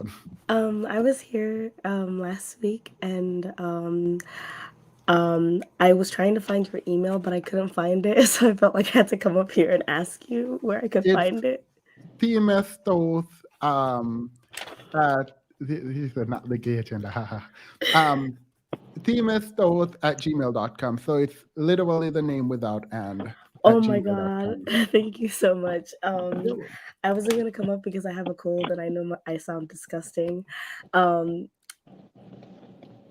but I think one of the things that I wanted to add in the conversation is people lying to their kids about their dads, because I mean, like I'm African, but my mom and my dad divorced when I was very little, and my mom used to protect me from my dad and his wife at the time because my mom was married to another person, but I idolized my father and he lived right across the street from me.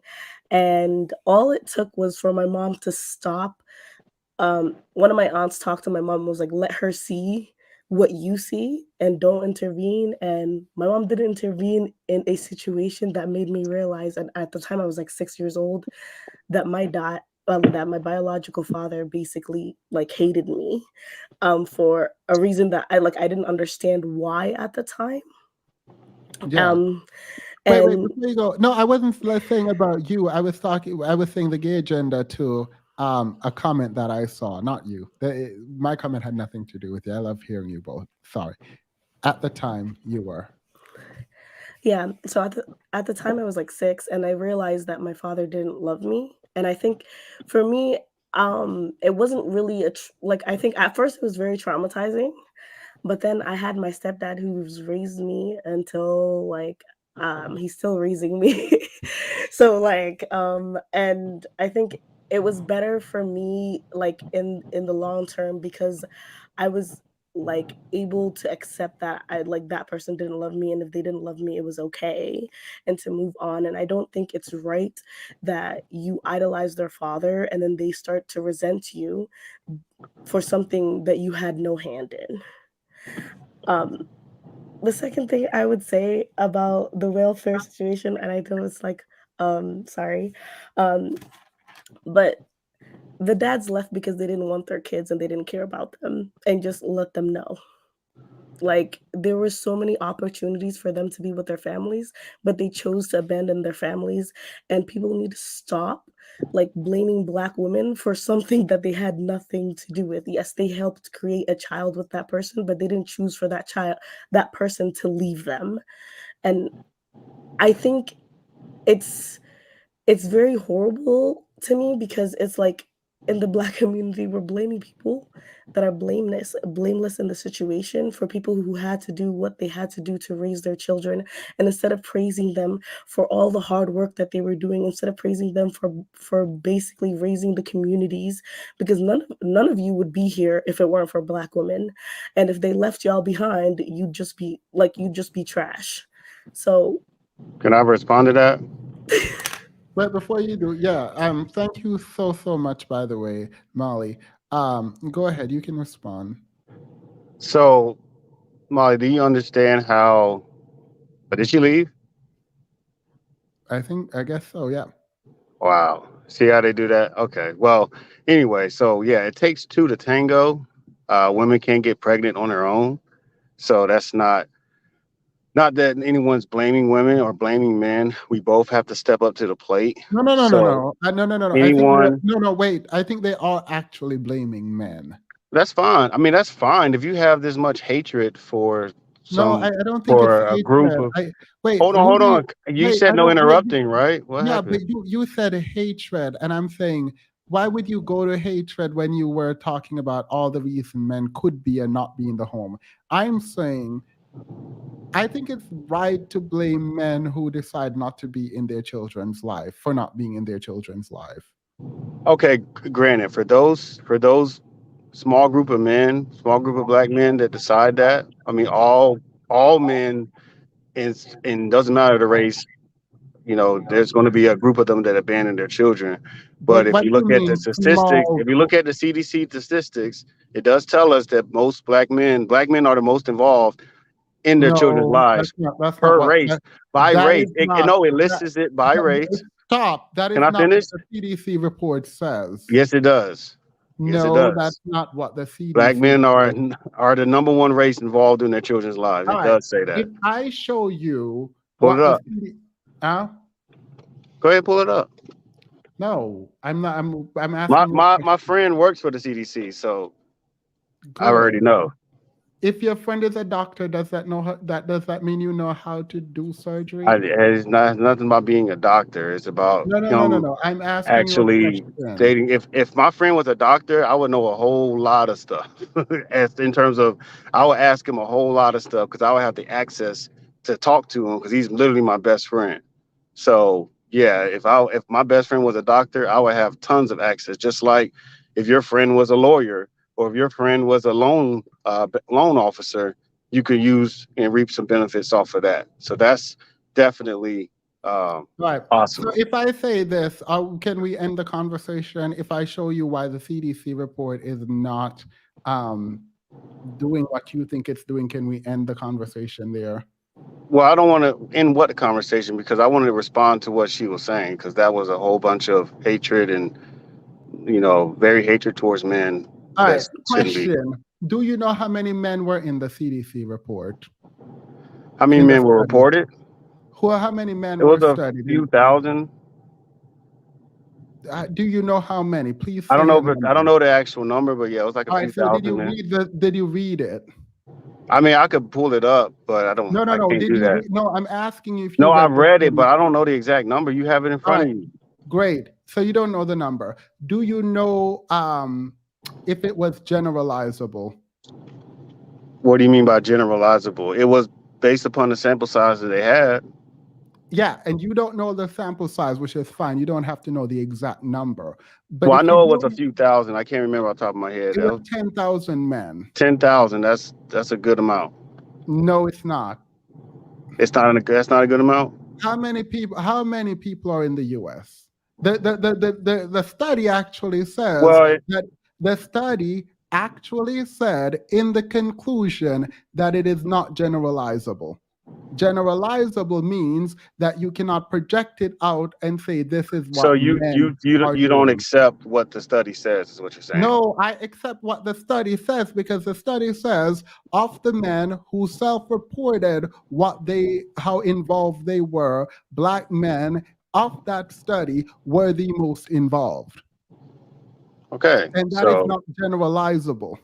okay, but it's still reported data that was substantiated and actually peer reviewed. So we have an actual, basis to go off from. Not to saying that there aren't. No, that's what generalizable mean.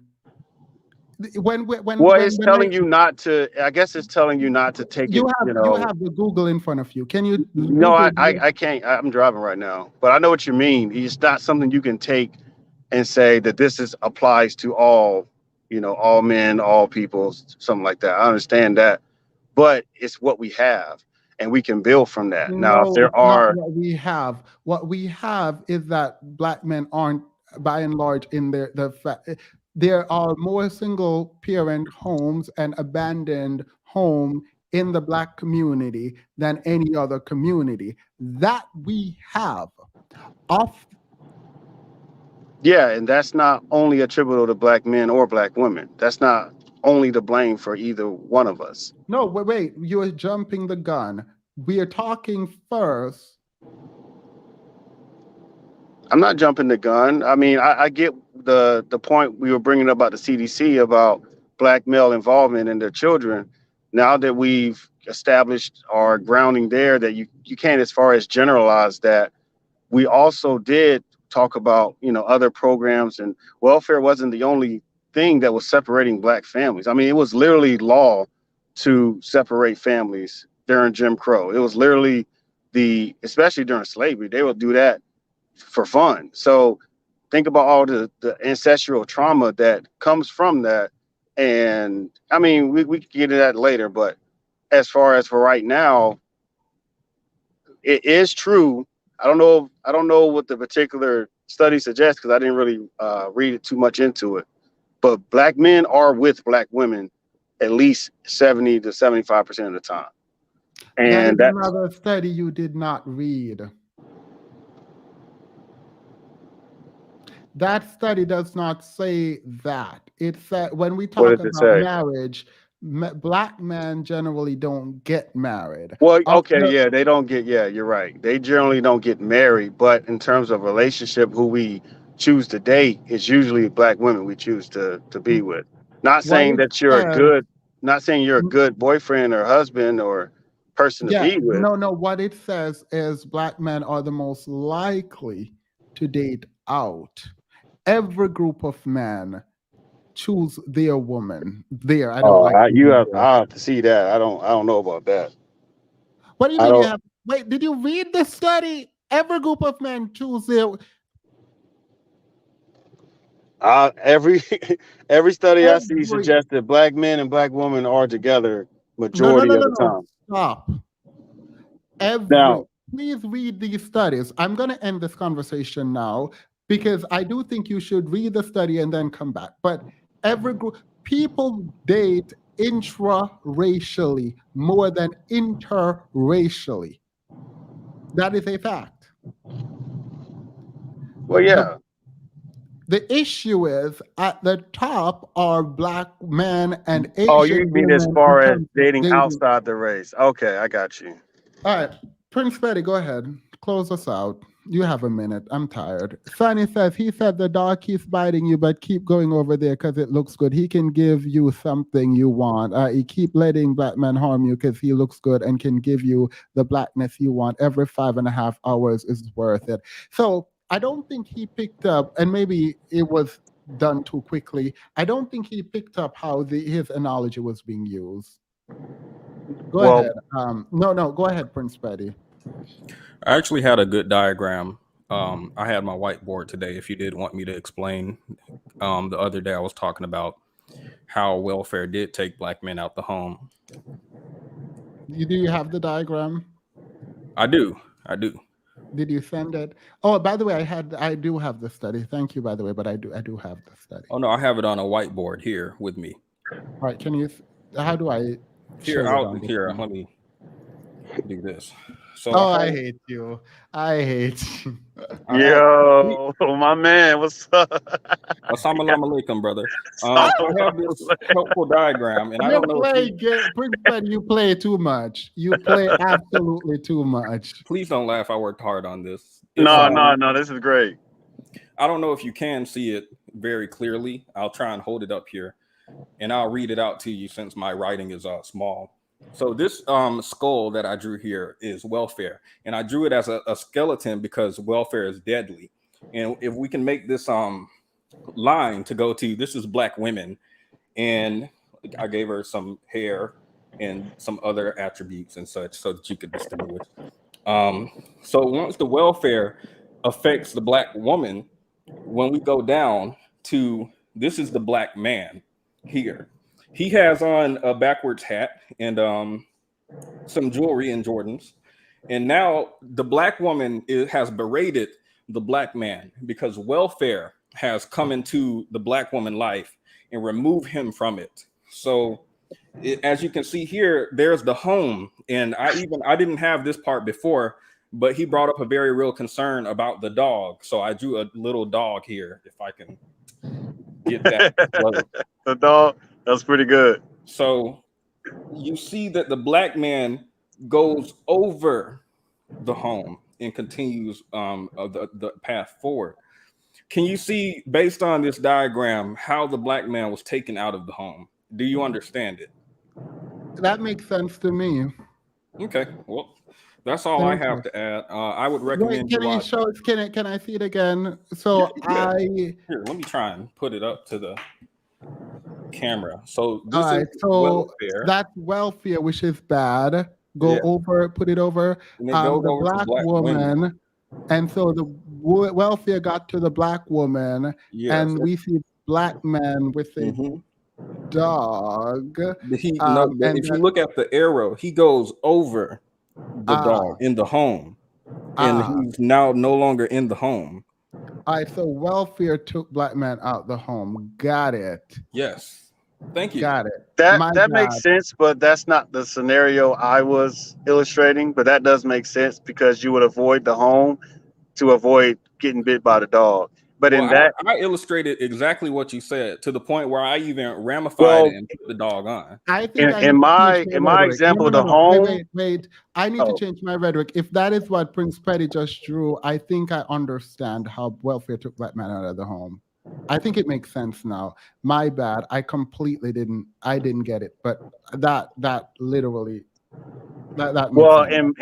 in my scenario, the home would be as far as like it wouldn't the black woman would be in the home. You're Okay. going out to the society, look for jobs to, join society, and you're getting bit by the dog of society because, of course, of demonstrating what you know what I mean. Because there's a lot of factors acting against you, especially as a black man entering, the workplace. Black women experienced it too when they enter the workplace. So it's very Okay. it's a very you have to add a few more pictures to that So illustration you got there. So let's I would connect I would add like where he goes to go get to work. He's the constantly getting liquor, the rejected. corner store. The corner store. So at the Wait, corner wait, wait, store, wait. Prince Petty, send me a friend request so I can accept it and unfriend you. Oh, so he's Same. going to the corner store. Why is he going to the corner store? he no longer has a home. So I guess the corner, he will just be there. I'm not sure where he would be.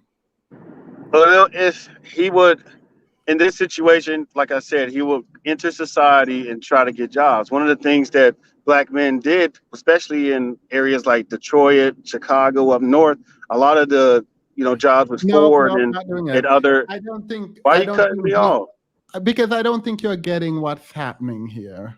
Well, And what I is feel like I feel No, like I'm getting what's happening there. I'm talking about as far as no, I feel like a after terrible this point. person for making you continue. So I'm gonna end it now. Okay. All right. We have a good one. You too. Bye. Um Patty, why you have this man up here explaining your drawing?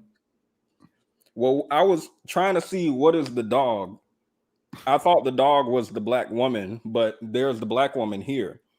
Do you see why there's conflict and why I need explanation? I'm done with you. I am so absolutely done.